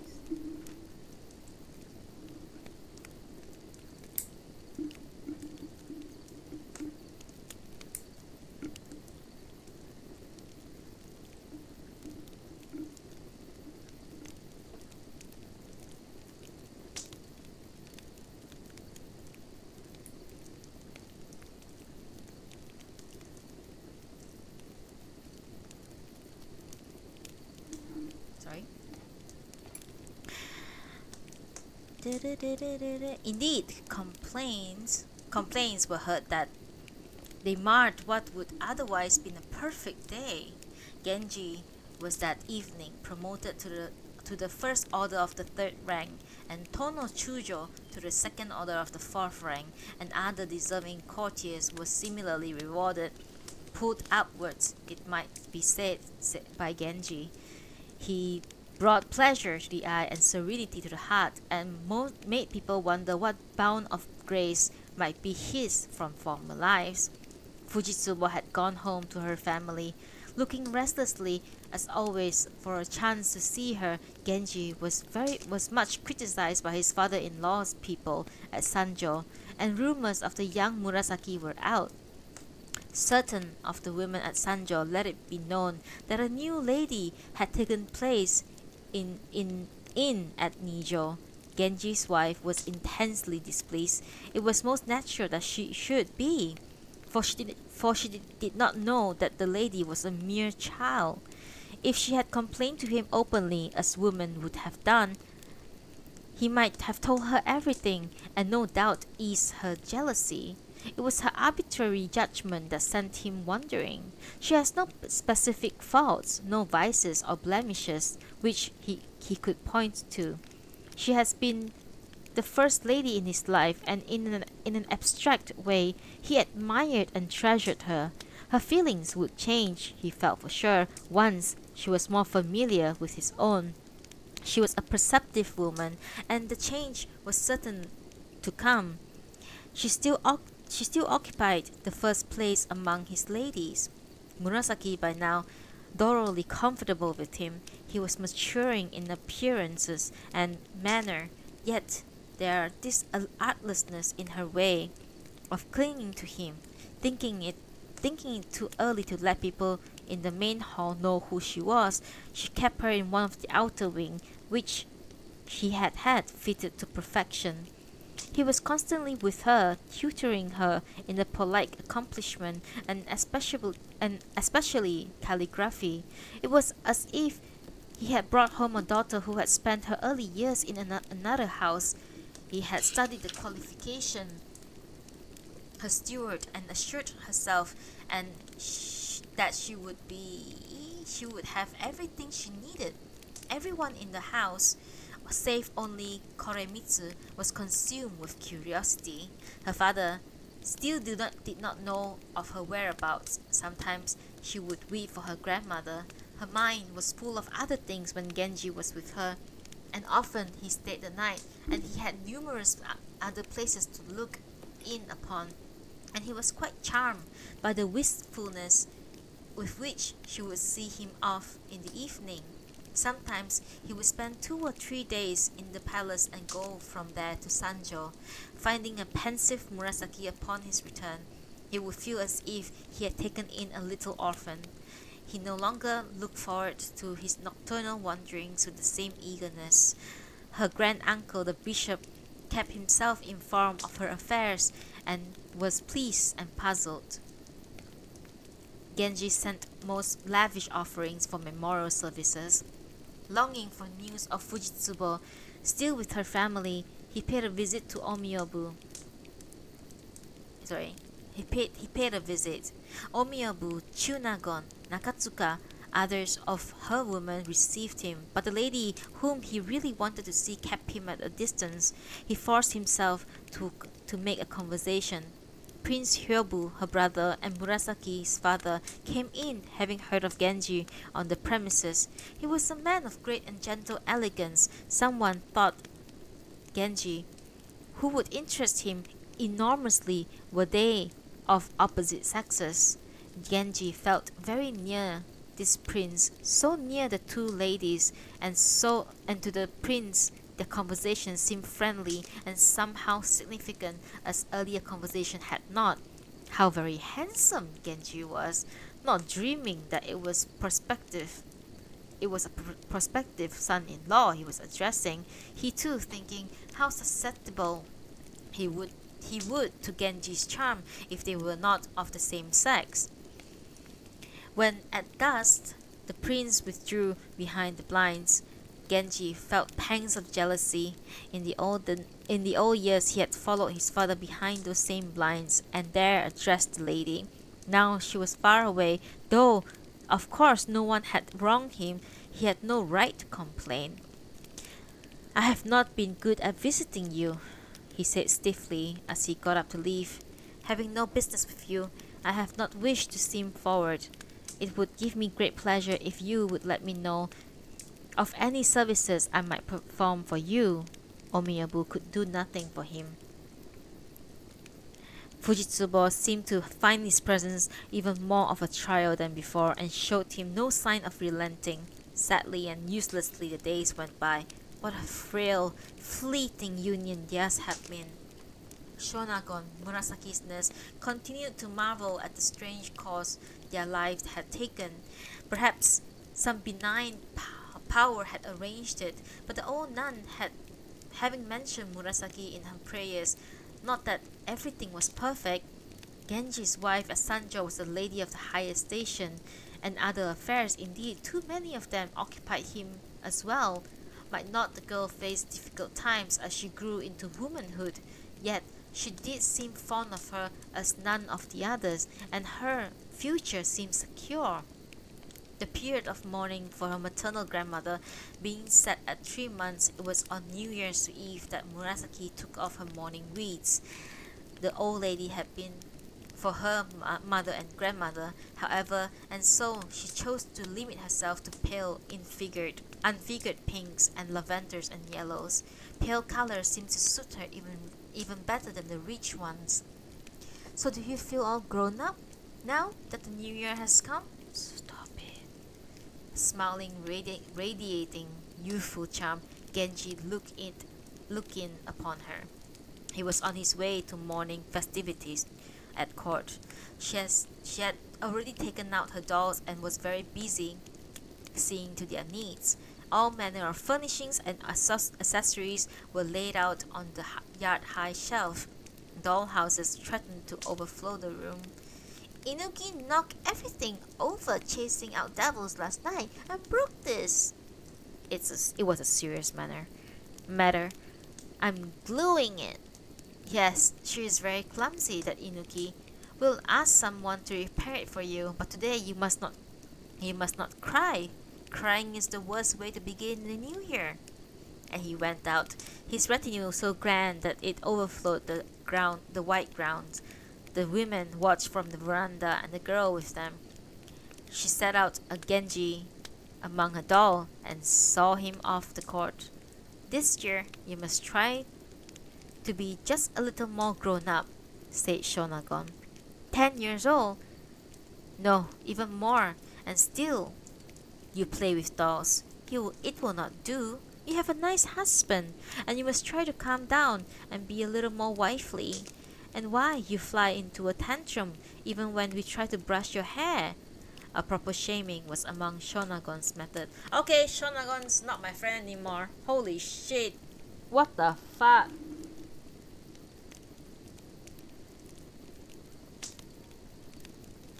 Shonagon, you disappoint me. What the fuck? Husband? What are you talking about, Shonagon?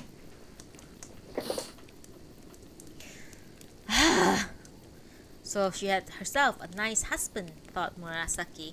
The husbands of these women were none of them handsome men, and hers was so very young and handsome. God, stop. She's 10!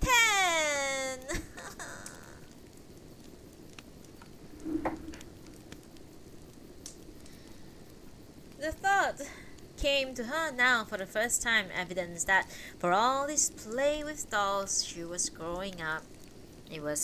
It sometimes puzzled her. Women, that she should still be such a child. It did not occur to them that she was in fact not yet a wife. Yeah. From the palace, Genji went to Sanjo. His wife, as always, showed no suggestion of warmth or affection, and as always, he was uncomfortable. How pleasant! If this year you could manage to be a little friendlier. But since she had heard the news of his new lady, she had become even more distant than ever. She was convinced that the other was now first among his ladies, and no doubt she was as uncomfortable as he. But when he jokingly sought to make it seem that nothing was amiss, she had to answer, if reluctantly. Everything she said was uniquely, indefinably elegant. She was 4 years his senior, and made him feel like a stripling. Where, he asked, was he to find a flaw in this perfection? Yet he seemed determined to anger her with his other affairs. She was a proud lady, the single and treasured daughter by a princess of a minister, who overshadowed the other grandees, and she was not prepared to tolerate the smallest discourtesy. And here he was behaving as if these proud ways were his to make over. They were completely at cross purposes, he and she. Though her father too resented Genji's other affairs, he forgot his annoyance when Genji was here beside him, and no service seemed too great or too small. As Genji prepared to leave for court next day, the minister looked in upon him, bringing a famous belt for him to wear with his court dress, straightening his train as much as helping him into his shoes. One almost felt something pathetic in this eagerness. "I'll wear it to His Majesty's family dinner later in the month," said Genji. "There are other belts that would do far more honor to such an occasion." The minister insisted that he wear it. It is a little unusual, that it's all. Sometimes it was as if being of service to Genji were his whole life. There could be no greater pleasure than having such a son and brother, little though the Sanjo family saw of him. Genji did not pay many New Year calls. He called upon his father, the crown prince, the old emperor, and finally Fujitsubo, still with her family. Her woman thought him handsomer than ever. Yes, each year as he matured, his good looks produced a stronger shudder of delight and foreboding. Fujitsubo was assailed by innumerable conflicting thoughts. The 12 months when she was to have been delivered of her child had passed uneventfully. Surely it would be this month, said her woman, and at the court everything was in readiness. But the first month too passed without event. She was greatly troubled by rumors that she had fallen under a malign influence. Her worries had made her physically ill, and she began to wonder if the end was in sight. More and more certain as time passed that the child was his, Genji quietly commissioned services in various temples, more keenly aware than most of the evanescence of things. He now found added to his worries a fear that he would not see her again. Finally, towards the end of the second month, he bore a prince, and the jubilation was unbounded at court and at her family palace. She had not joined the emperor in praying that she be granted a long life, and yet she did not want to please Kokiden, an echo of whose curses had reached her. The will to live returned, and little by little she recovered. The emperor wanted to see his little son the earliest day possible. Genji, filled with his own secret paternal solicitude, visited Fujitsubo at the same time, and he judged she would not have other visitors. Father is extremely anxious to see the child. Perhaps I might have a look at him first and present a report. She refused his request, as of course she had every right to do so. He is still very shriveled and ugly. There was no doubt that the child bore a mark, indeed, a rather wonderful resemblance to Genji. Yeah, all babies are uglies. All babies looks like raisins. There, I say it. Fujitsubo was tormented by feelings of guilt and apprehension. Surely everyone who saw the child would guess the awful truth and damn her for it. People were always happy to seek out the smallest and most trivial of misdeeds. Hers had not been trivial, and dreadful rumors must surely be going the rounds. Had ever a woman been more sorely tried? Genji occasionally saw Omiyabu and pleaded that she intercede for him, but there is nothing that she could do. This insistent my lord is very trying, she said at his constant and passionate pleas to see the child. You will have chances enough later. Yet secretly she was as unhappy as he was. In what world, I wonder, will I again be allowed to see her?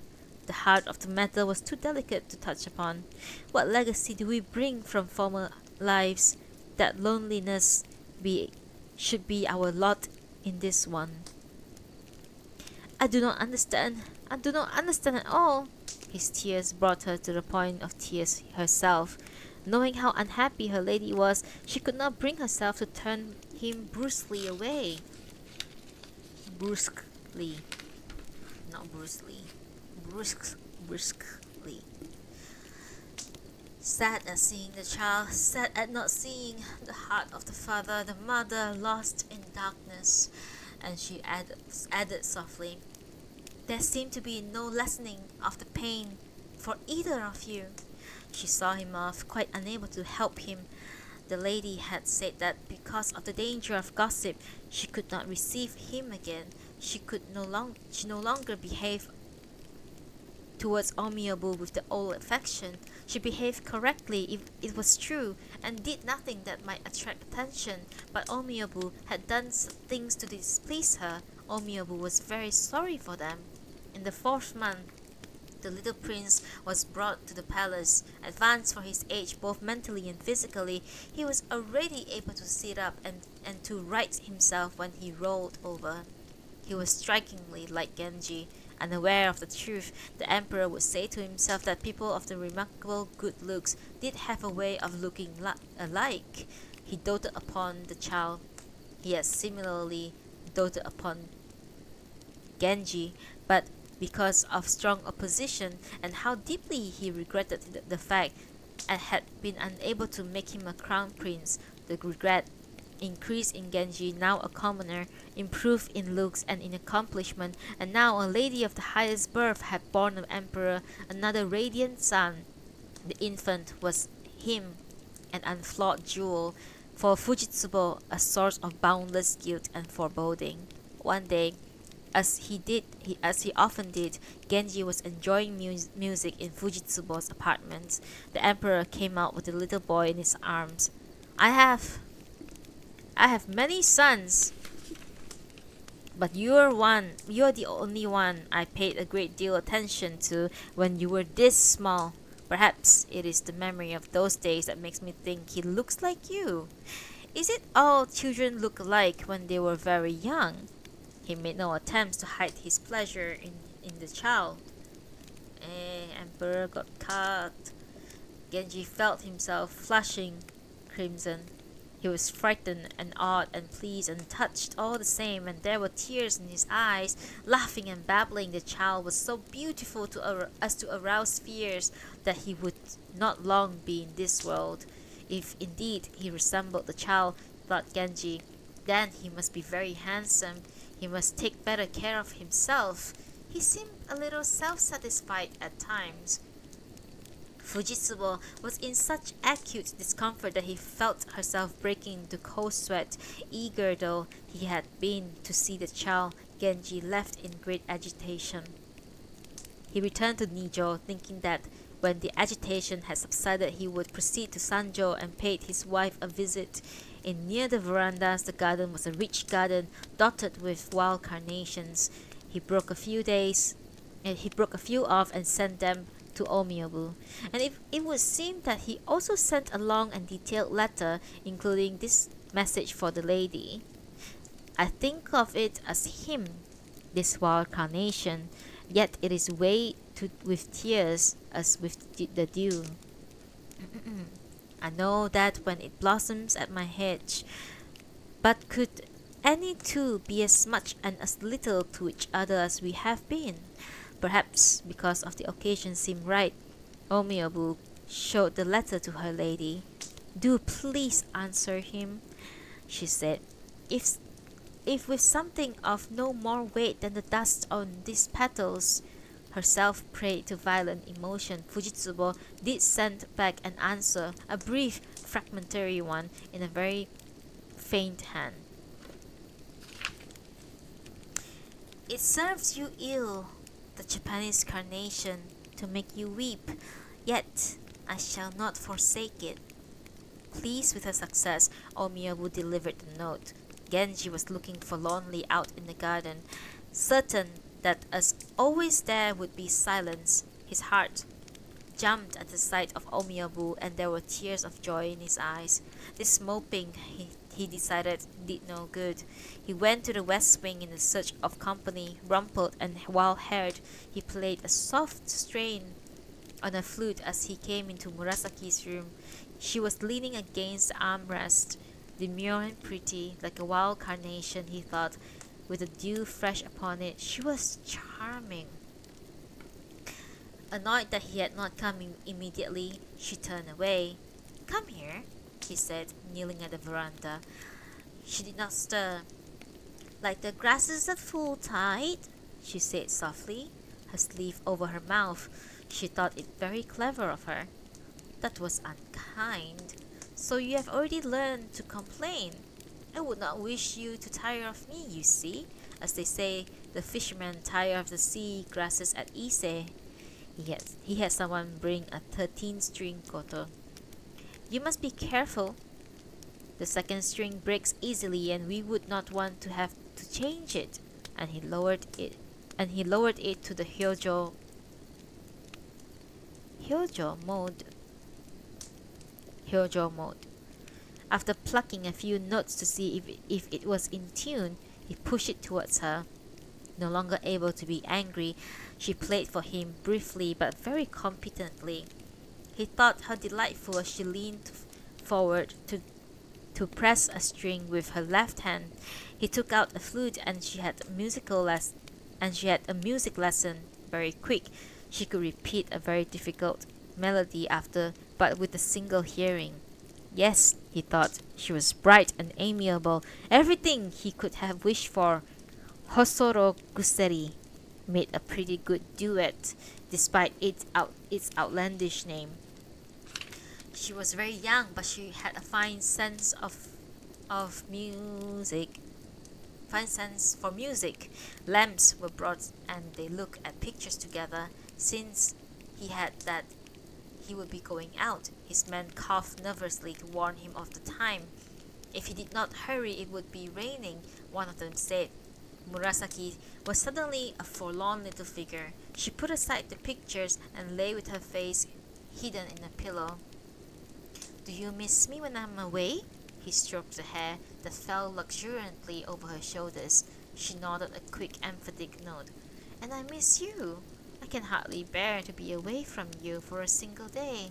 But we must not make too much of these things. You are still a child, and there is a jealous and difficult lady whom I would rather not offend.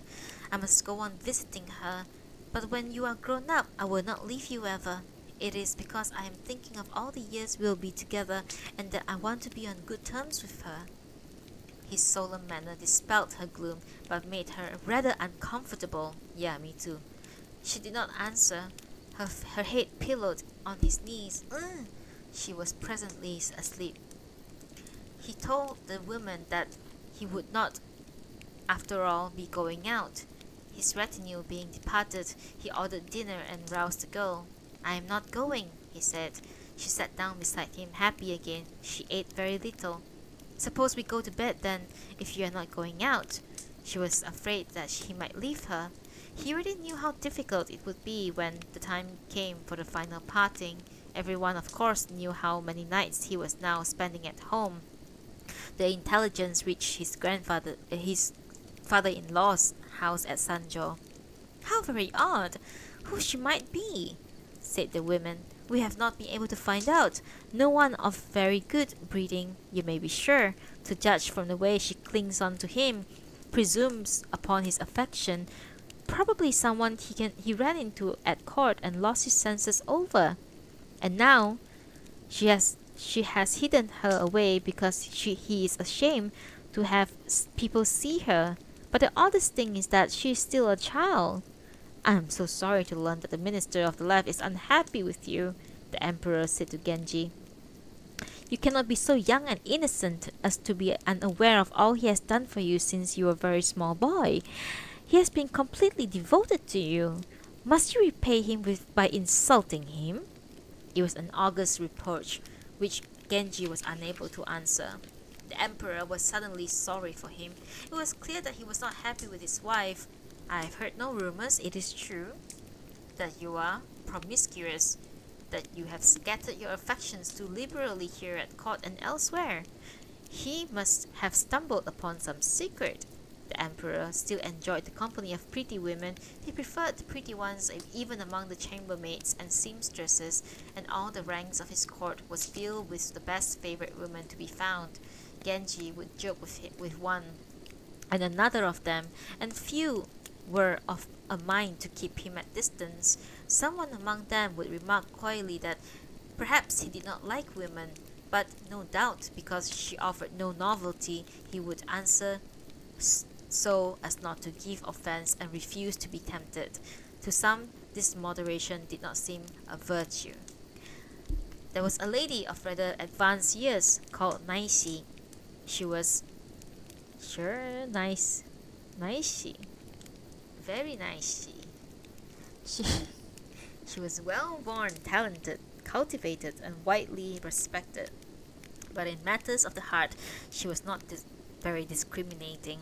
Genji had struck up relations, interested that her wanton ways should be so perdurable, and was taken somewhat aback at the warm welcome he received. He continued to be interested all the same, and had arranged a rendezvous. Not wanting the world to see him as the boy lover of an aged lady, he had turned away further invitations. She was, of course, resentful.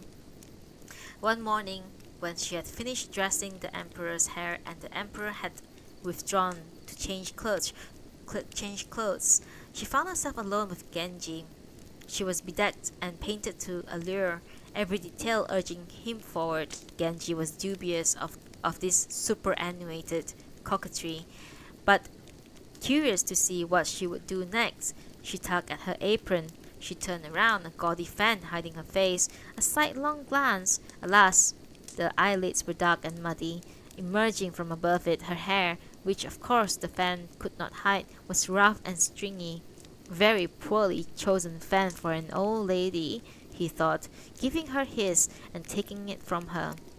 so bright a red that his own face, he was sure, must be red from the reflection. It was decorated with gold painting of a tall grove in a corner, in a hand that was old-fashioned, that was not displeasingly so, was a line of poetry. Withered is the grass of Oaraki. Of all the poems she could have chosen? What you mean, I am sure, is that your grove is summer lodging for the cuckoo. They talked for a time. Genji was nervous lest they be seen, but Naishi was unperturbed. Sere and withered though these grasses be, they are ready for your pony, should you come. She was really too aggressive. Were mine to part the low bamboo of your grove, it would fear to be driven away by other ponies, and that would not do at all. He started to leave, but she caught him at his sleeve. No one has ever been so rude to me, no one. At my age, I might expect a little courtesy. These angry tears, he might added, did not become an old lady. I will write. You have been on my mind a great deal. He tried to shake her off, but she followed after. As the pillar of the bridge, she said reproachfully. Having finished dressing, the emperor looked in from the next room. He was amused. They were a most improbable couple. People complain you show too little interest in romantic things, he laughed. But I see that you have your ways. Naishi, too, much discommoded, did not protest with much vehemence. There were those who do not dislike wrong rumors if they were about the right man. The ladies of the palace were beginning to talk of the affair. A most surprising one, they said. Tono Chujo heard of it. He had thought his own affairs varied, but the possibility of a liaison with an old woman had not occurred to him. An inexhaustibly amorous old woman might be rather fun. He arranged his own rendezvous. He too was very handsome, and Naishi thought him not at all poor consolation for the loss of Genji. Yet one finds it hard to condone such greed. Genji was the one she really wanted. Since Tono Chujo was secretive, Genji did not know that he had been replaced. Whenever Naishi caught sight of him, she showered him with the reproaches. He pitied her in her declining years, and would have liked to do something for her, but was not inclined to trouble himself greatly. One evening, in the cool after shower, he was strolling past the Umeiden pavilion. Naishi was playing on her lute most appealingly. She was a unique mistress of the instrument, inviting sometimes to join men in concerts before the emperor. Unrequited love gave her playing tonight an especial poignancy. Shall I marry the melon farmer? She was singing in a very good voice. Though not happy at the thought of having a melon farmer supplant him, he stopped to listen. Might the song of the maiden of Icho long ago have had the same plaintive appeal? Naishi seemed to have fallen into meditative silence, humming the Eastern Cottage. He came up to her door. She joined in as he sang, "Open my door and come in." Few women would have been so bold. No one waits in the rain at my Eastern Cottage. Wet are the sleeves of the one who waits within. It did not seem right, he thought, that he should be the victim of such reproaches. Why has she not yet, after all these years, learned patience? On closer terms with the eaves of your Eastern Cottage, I would not be, for someone is there before me. He would have preferred to move out, but remembering his manners, decided to accept her invitation. For a time they exchanged pleasant banter, all very novel, thought Genji. Tono Chujo had long resented Genji's self-righteous way of chiding him for his own adventures. The proper face Genji showed the world seemed to hide a rather lot.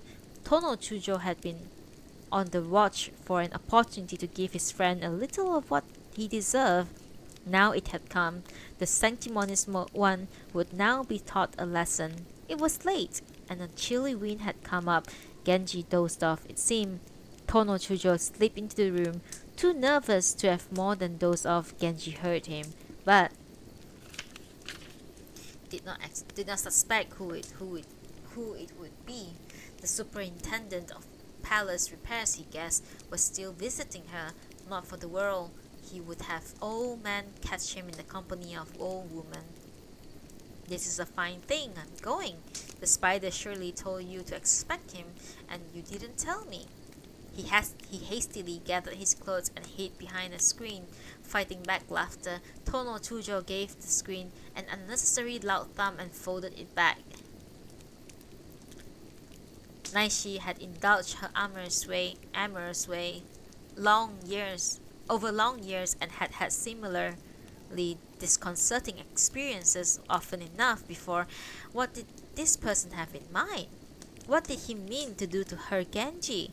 She fluttered about, seeking to restrain the intruder. Still ignorant of the latter's identity, Genji thought of a headlong flight.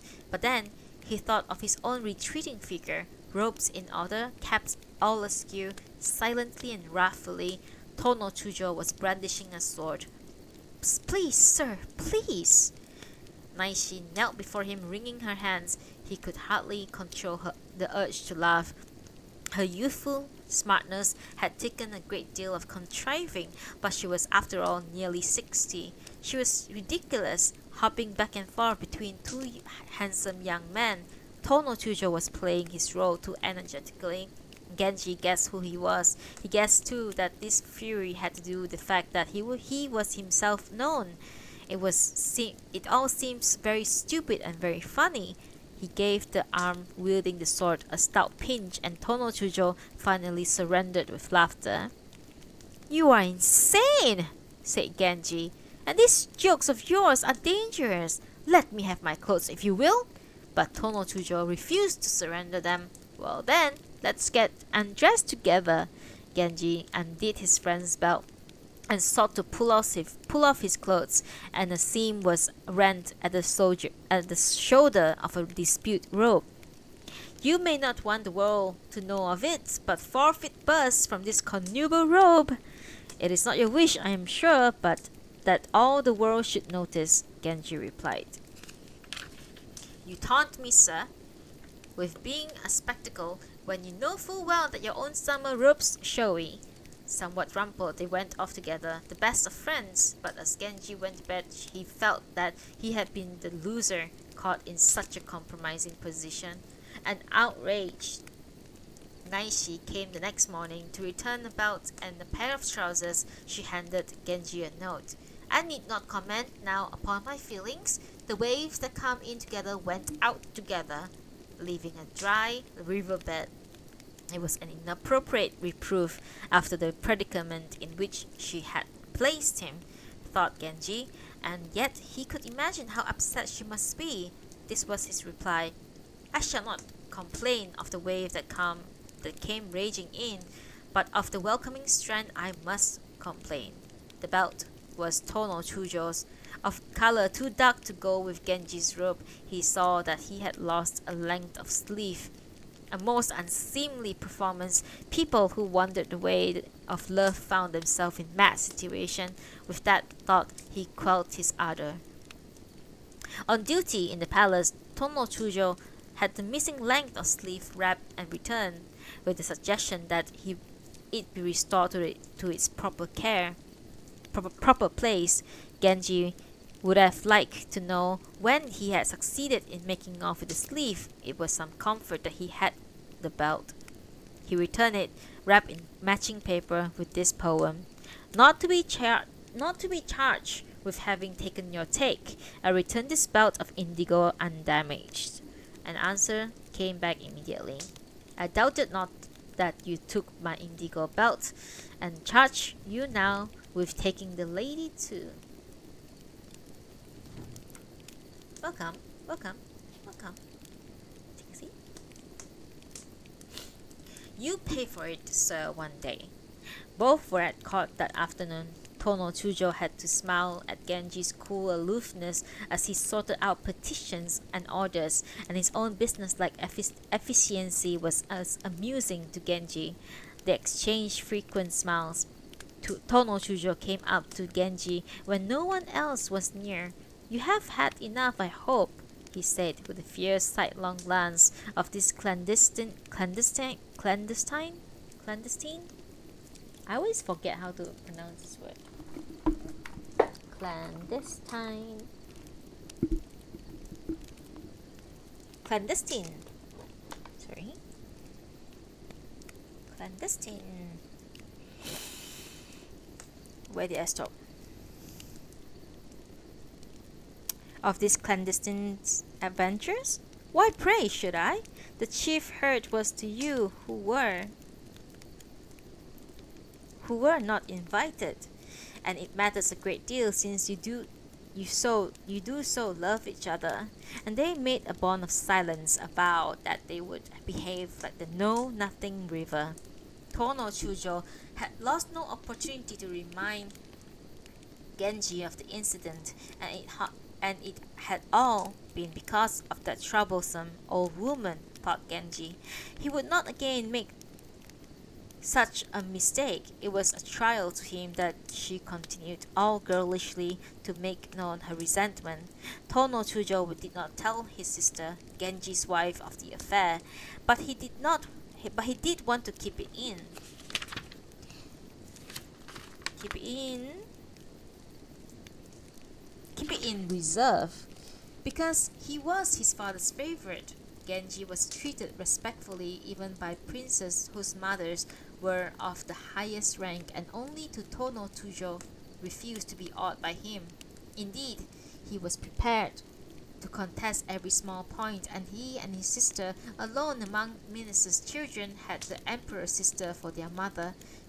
Genji belonged, it was true, to the royal family, but the son of the emperor's sister and of his favorite minister did not feel that he had to defer to anyone, and it was impossible to deny that he was a very splendid young gentleman.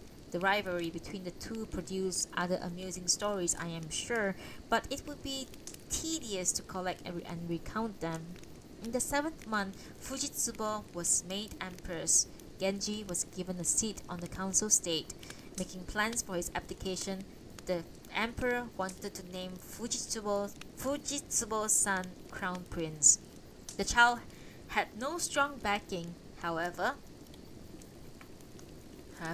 His uncles were all princes of the blood, and it was not for them to take command of public affairs. The emperor therefore wanted Fujitsubo in an unassailable position from which to promote her son's career. Kokiden's anger most naturally reached a new peak of intensity. "You needn't be in such a stir," said the emperor. "Our son's day is coming, and no one will be in a position to challenge you." As always, people talked. It was not an easy thing, in naming an empress, to pass over a lady who had for more than 20 years been the mother of the crown prince. Genji was in attendance that night. Fujitsubo was made her formal appearance as empress. Among his Majesty's ladies, she alone was the daughter of an empress, and she was herself a flawless jewel, and for one man at least it was not an occasion for gladness. With anguish he thought of the lady inside the ceremonial palanquin. She would now be quite beyond his reach. "I see her disappear behind the clouds, and am left to grope my way through the deepest darkness." The days and months passed, and the little prince was becoming the mirror image of Genji. Though Fujitsubo was in constant terror, it appeared that no one had guessed the truth. How, people asked, could someone who was not Genji yet be as handsome as Genji? They were Genji and the little prince, like the sun and moon, side by side in the heavens. That's it!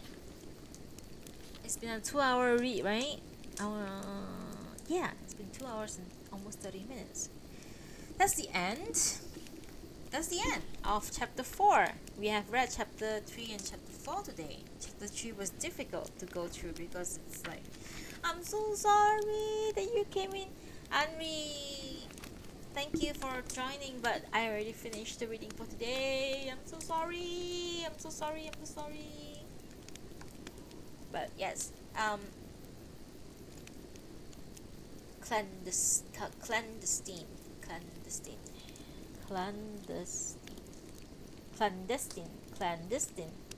Sorry, I'm learning. Okay, I'm learning. Sorry, guys. Sorry, Audi. Yeah, so we have indeed finished our reading of chapter 2 and chapter 3. Well, chapter 3 and chapter 4 of the Tale of Genji. We will, yeah, I think 2 chapters is about 2.5 hours of reading, about that.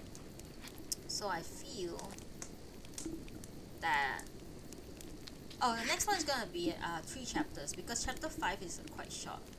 Chapter 5 is like really short compared to, but yeah, for today I'm done. I'm so sorry you came in this time. I'm really sorry. Deanne, can you switch off the party finder? I think, yeah. So yeah, we did it. We did 2 chapters today, and it was really uncomfortable to read on chapter 3. The entire chapter 3 is just Genji grooming a little girl, and the little girl's name is Murasaki. And Murasaki is the name of the author, but Murasaki Shikibu is a pen name, so I'm so sorry. But you can listen to the VODs if you want. Yeah, I'm so sorry. Yeah, I think I should ask the end to switch off the thing like half an hour before. Yeah, I'm really sorry, Rosen. If this is your first time here, is it your first time here? I think so. Oh, it's not your first time. I don't think so. Yeah, I'm so sorry. This is our second reading of the Tale of Genji. I already have the first one ready as a VOD on my YouTube channel, so feel free to listen to the story from there if you missed it. Second part will go up in about an hour's time, depending on how long YouTube process the video. So about half an hour. I'll immediately put it up on the YouTube VOD for sure. Thank you so much for dropping by. Thank you to Ophelia. I haven't seen you in a long time. Thank you, Diane, for taking care of the party finder and moderation. Then thank you, Twisty, for moderation. Yeah. I'm really hungry. It's time to eat. So yeah. Oh, someone wants to read the tarot card. Well, let's see. Okay, let me put away my stuff. Okay, wait.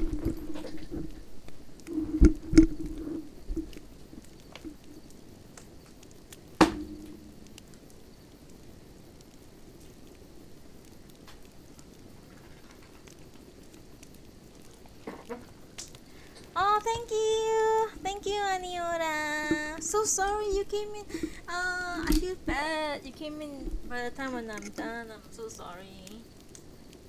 My apologies. Thank you so much for being here, you guys. I really appreciate each and every one. Thank you. Thank you for the follow. Thank you for the follow. It helps a lot. It really helps a lot for the channel to grow. Thank you so much. So, Aniura, this is the first time you are here. So, what is Nudible? I'll explain a little bit. Nudible is a play on word on Audible. You know, the book being read so you can listen to. So basically, I read books that I choose to you all. Thank you. Your outfit is really gorgeous, by the way. I love it. So yeah, so sorry, let me get my cards out because Deanne wants card of the day. Deanne, last night was 2 nights ago was full moon. I put my cards out on the full moon, so this card is extra difficult. Okay, sorry, extra powerful, not difficult. What am I talking about? So yeah, Aniura, what we do is I choose a book and I read it. So usually some books I can read in the span of like a week. I can finish a book in a week. So it's like I read it on Monday, Wednesday, and Friday. But recently I've been doing 2 readings per week, so it takes longer to finish a book. But yeah, it's great. Anyway, it's extra powerful, Deanne. Okay, extra powerful. 6 times the shuffle. Yeah. 1, 2, 3, 4, 5, 6. The card on top. Let's see.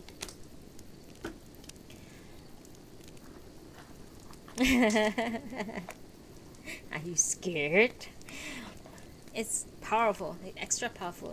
It has the power of the recent blue moon, full blue moon. Okay, and the full blue moon is all about letting go, learning to let go of things in life that doesn't benefit you. So with that in mind, let's see your card of the day.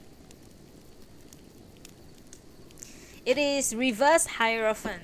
You keep getting reverse card. Hierophant is like a religious figure. Okay. A little quip from the book where this deck of cards is from. It says the reverse Hierophant. Card number 5 in the major arcana, by the way.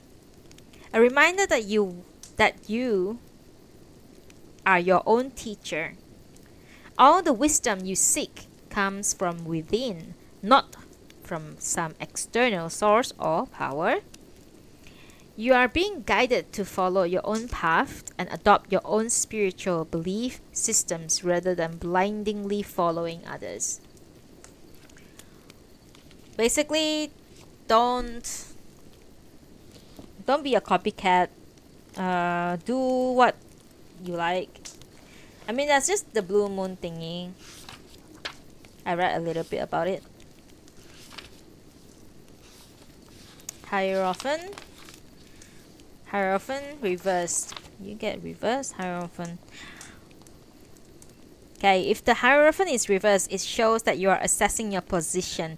You may long to break away from old tradition, religious, ideological, intellectual, or cultural that no longer serve your needs. You want to live by whatever philosophy or belief structure that resonates with your true nature, even if this puts you into conflict with others. Perhaps your faith is being challenged in some way, and you must re-evaluate things you have taken for granted until now in order to be your own person. Ooh. Okay. So in reading about money, job, or love, which one do you want? Or all of them?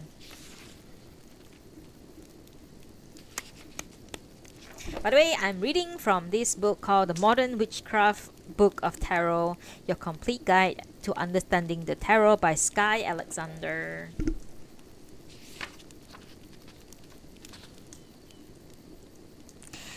Basically, be yourself. Learn to let go. In reading about money, you may reject the material world to follow a spiritual path.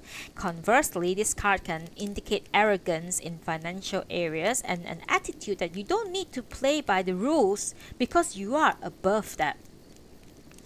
In regards about your job, you are probably questioning authority or the limitations in your workplace. Sometimes the reverse Hierophant indicates leaving an organization that you feel is unprincipled and that doesn't hold your values. So you see, you are really getting the letting go card, man. Let go of things card. It's you chose it. You chose the number of shuffle. You chose to pick the card from the top. You got Hierophant reversed, and I'm just reading off the book. And it seems like it just coincides with the recent full moon, which is all about letting go. Let it go. Let it go. In reading about love, the reverse Hierophant may mean you feel trapped in a relationship because you are afraid to buck a social, religious, or cultural order. This card can also indicate relationship in which one person holds most of the power or is judgmental or dogmatic. So you have to think. Do you want to be in a relationship with someone who has more power than you? That means like not an equal relationship. Same thing. Let it go. Let go of things. This new full moon is about letting go of things that do not help you. Hey, Evid! Hey! Say hello to Evid, a friend from a dark web. Hello, welcome. I already finished. My reading is finished. It's been like 2.5 hours. I finished chapter 3 and chapter 4 of the Tale of Genji. Hey, thank you for coming, dropping by live.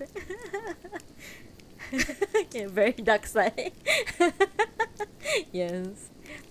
Yeah. Now I'm just reading a tarot card for my manager at the end here. Yeah. And we were talking about how the recent full moon is the blue full moon, and it's all about like letting go of like things that don't serve you anymore, and you just need to learn how to let go of things that don't serve you anymore, you know. Sometimes yeah, like useless friends.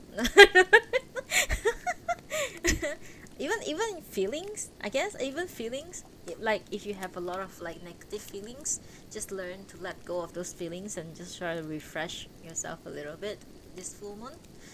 Yeah.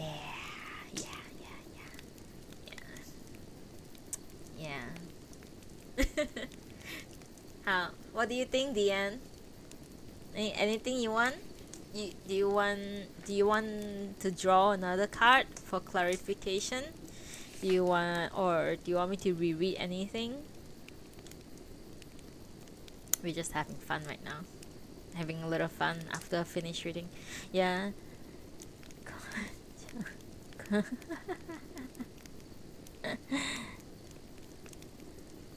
Yeah.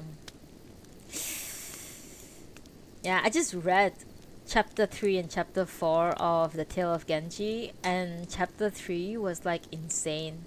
It was so uncomfortable because it's like entirely I don't know if I want to spoil you, but it was like all about like grooming a child. Basically, it's disgusting. I know it's like from centuries ago, but it still disgusts me. I had to stop so many times because I got like goosebumps over my my hands, my arms. You want to draw a card? You want a clarification card? Okay, give me instructions. What do you want? Like how many shuffles? Give me instructions before I let it be known that the reverse Hierophant is still going to be on the table. It's not gonna be in the deck. Watch the boss because okay, good. Okay, the first part, which was like I read the introduction. Introduction was quite long because the translator and the person who abridged this version, this is called the Vintage Classics version. He basically in the introduction he explained why he chose these 12 chapters. So yeah, so the introduction, first chapter and second chapter, they are all on my YouTube already. I already ported them over to YouTube, and it's easier to watch on YouTube because Twitch is just insane. Like, it's difficult to navigate Twitch page. Okay, shuffle twice and then spread. Okay. 1, 2. Yeah, I'll pick intuitively for you. Okay, again. Thank you, Evid, for supporting my streams and also VODs. Yeah, I'll pick one card for you. A clarification card on top of the Hierophant. This is your card of your day. Sometimes 2 cards is also good for card of the day. Okay, you got... Ooh! Dian! You got the sun! And it's not reversed. There we go. That's a very good card. I love this one. At least you didn't get the death card.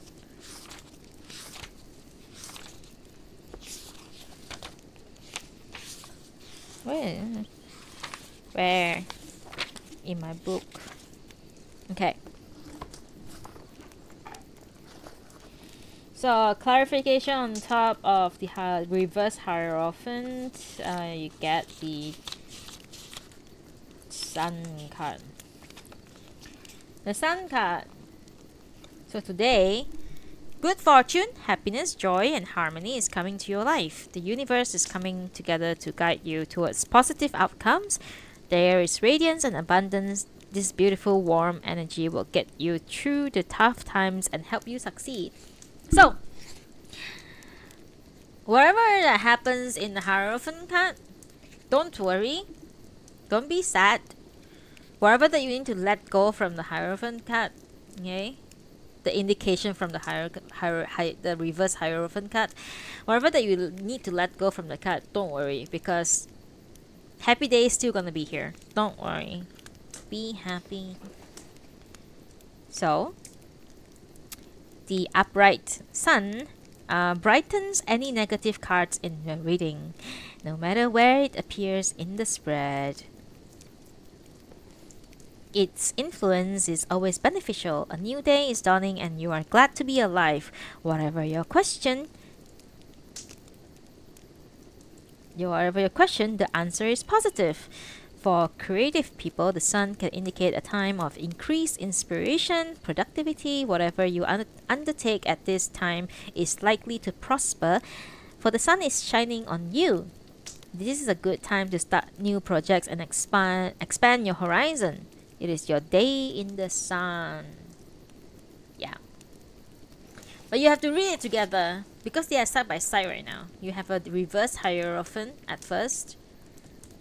There are things that don't serve you. You, like, if someone tries to change you and you don't want to change, that's fine. You can release them from your life. But sometimes releasing people from your life can be very, very sad. But basically the sun card just tell you that it's okay. Sometimes you don't need that kind of people in your life. I'm not just talking about people, but also like things, right? Like incidents or feelings, you know? Yeah, just because you need to like get rid of them doesn't mean that you will be unhappy. It might make you happy if you get rid of them. That's how I'm reading it right now. And also, yeah, break the chain.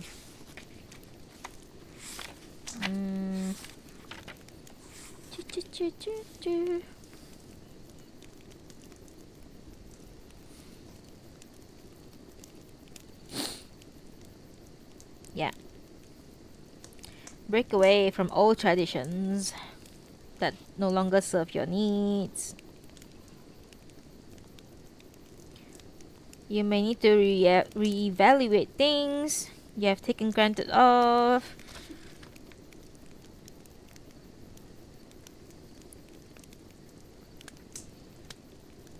Yeah. Why are you crying? Why are you crying? There's a sun in your card. It will be great. It's a good thing. You asked for clarification.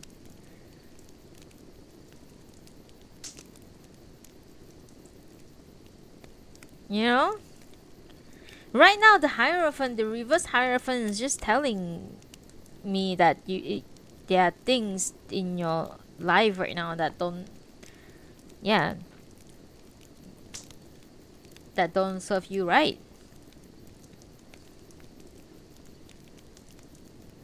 So, get rid of them. But by getting rid of them doesn't mean that you're gonna be unhappy. You'll be happier. The sun card said that you'll be happier if you get rid of them. Or maybe not get rid of them. Maybe it is you speak, like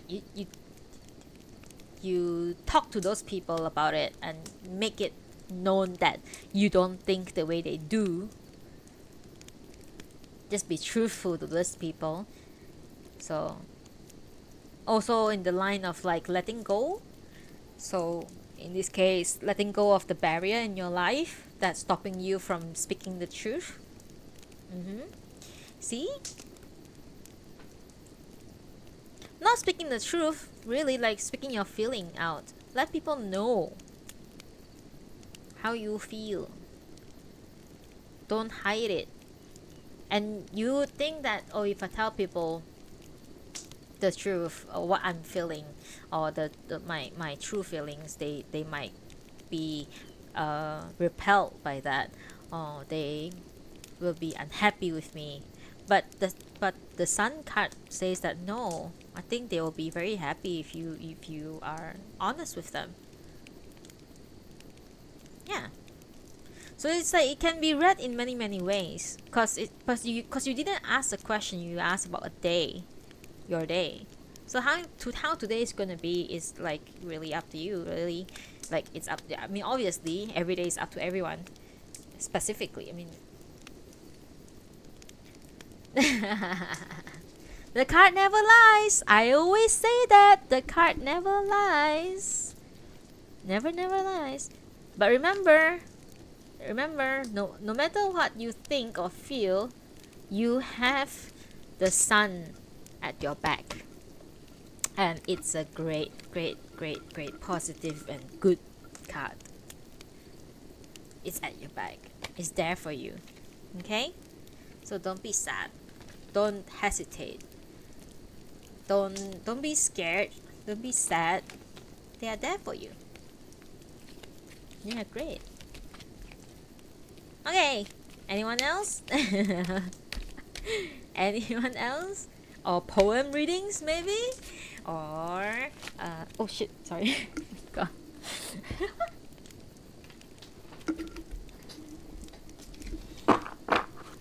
Yeah, this is what it is. So what I do is every time after I finish with my the reading session, ooh, quote on love. Good choice. Okay, I'm gonna keep my card. Quote on love. So this is a book, but my friend gave it to me on my birthday 1 year, and I appreciate it.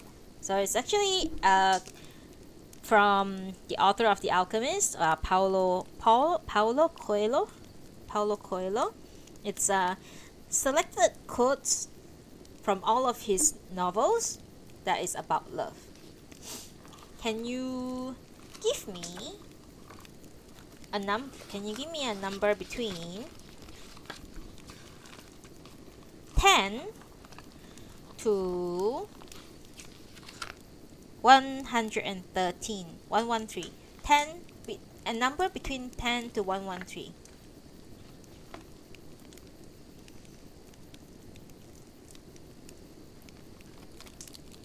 Yeah. A number between 10 to 113. So yeah, basically this is what I do. 78. 78. I hope it's sometimes it's an illustration. Yeah, it is an illustration. Okay, do you want 77 or do you want 80?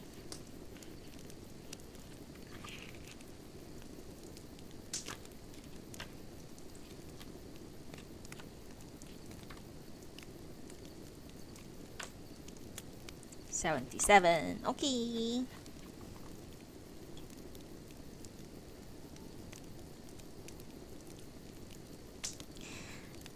Okay, there are 2 quotes. I'll give you 2 quotes to welcome you to my stream. So the first one is from the book The Zahir. The first quote says, "She kept asking him what the meeting was about, and he always gave the same answer. It's a way of recovering love." She kept asking him what the meeting was about, and he always gave the same answer. It's a way of recovering love. Yeah, I have to welcome you to my stream. And the second one is from a book, also by Paulo Coelho, basically. "By the river Piedra I sat down and wept." Oh God. "There's no need to talk about love, because love has its own voice and speaks for itself." There is no need to talk about love, because love has its own voice and speaks for itself. There you go. There's your quote on love for Evie. And now we shall tackle another case of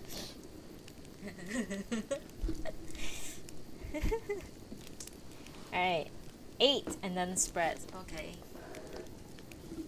Damn, you guys are having fun today, huh? Okay. Then 1, 2, 3, 4, 5, 6, 7, 8. Okay, 8 times. I'm gonna spread it on the table, and then I'm going to intuitively choose one for you. Alrighty. What do we get? What do we get? You scared, Rosen? Rosen.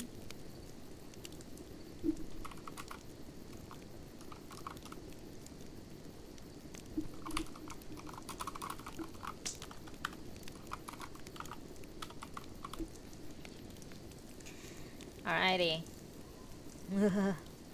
Alright, you got a reverse judgment. A reverse judgment. I wonder why. So for today, wow, it's all major arcana today. Huh.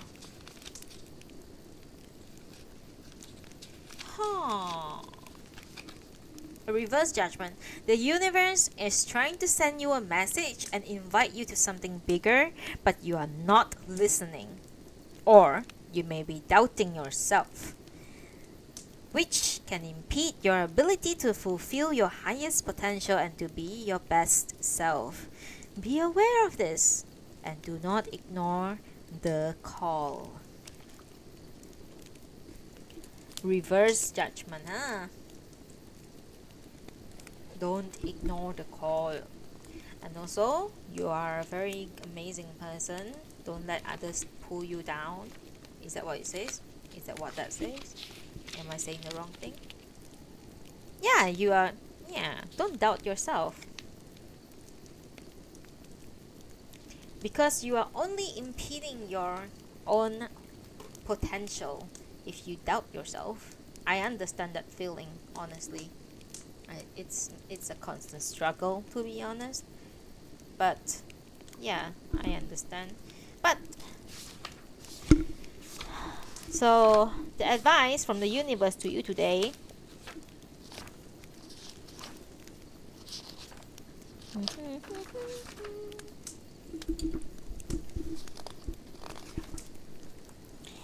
Reversed judgment suggests you cannot make a decision or won't make the changes necessary so you can move ahead. Perhaps you are confused about how to proceed, or you don't want to face up to harm that you have done, stuff that you don't like about yourself, demons that you fear. You don't want to look into the mirror and see who you really are. And this can mean ignoring the good things about yourself, as well as unsavory things about yourself as well. In some cases, judgment reversed means that you are too hard on yourself and others and need to become more tolerant. So, yeah.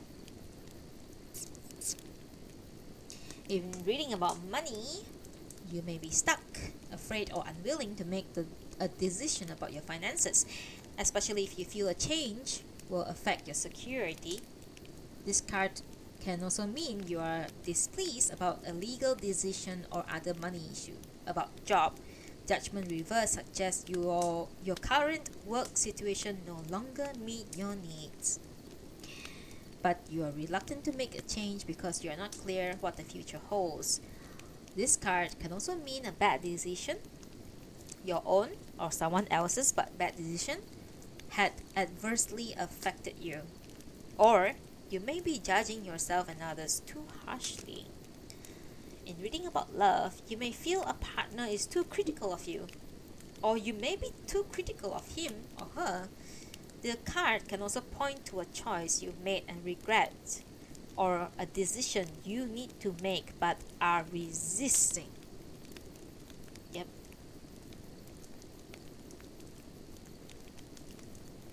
A quote by Jane Stern, Confessions of a Tarot Reader. My advice to you is that it's never too late to fess up to what you are ashamed of having done. Hold your own accountability and Judgment Day and clear the slate. There you go.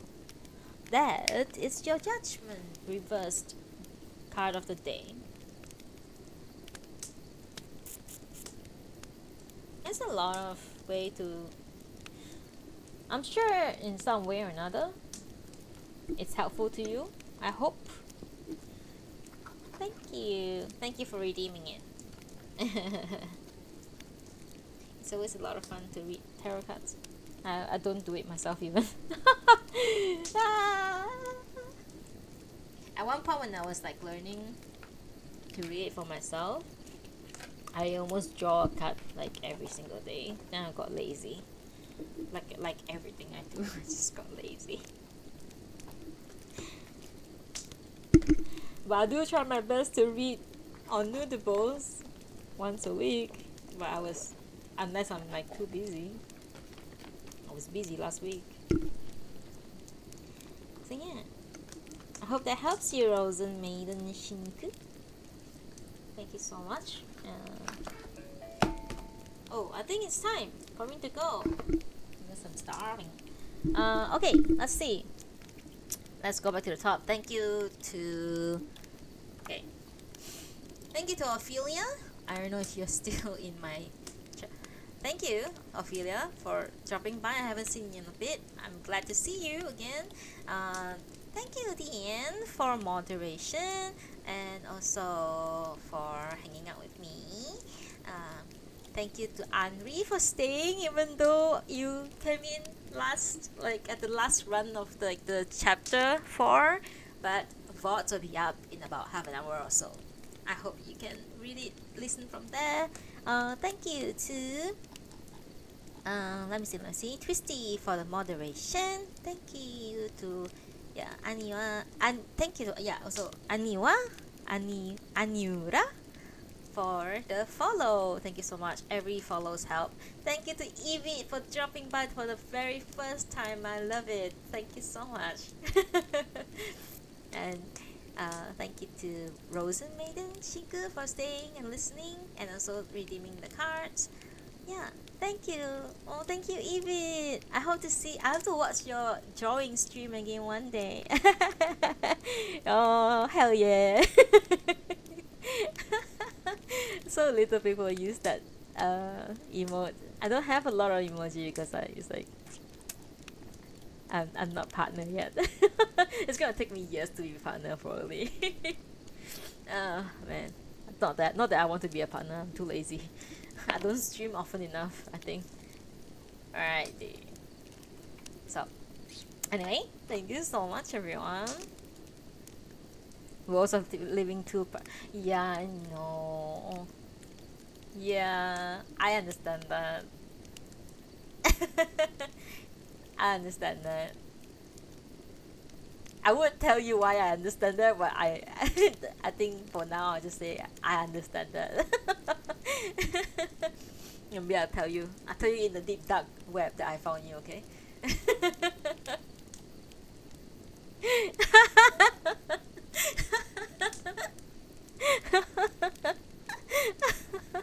Anyway, thank you so much. I love you guys. Oh, thank you.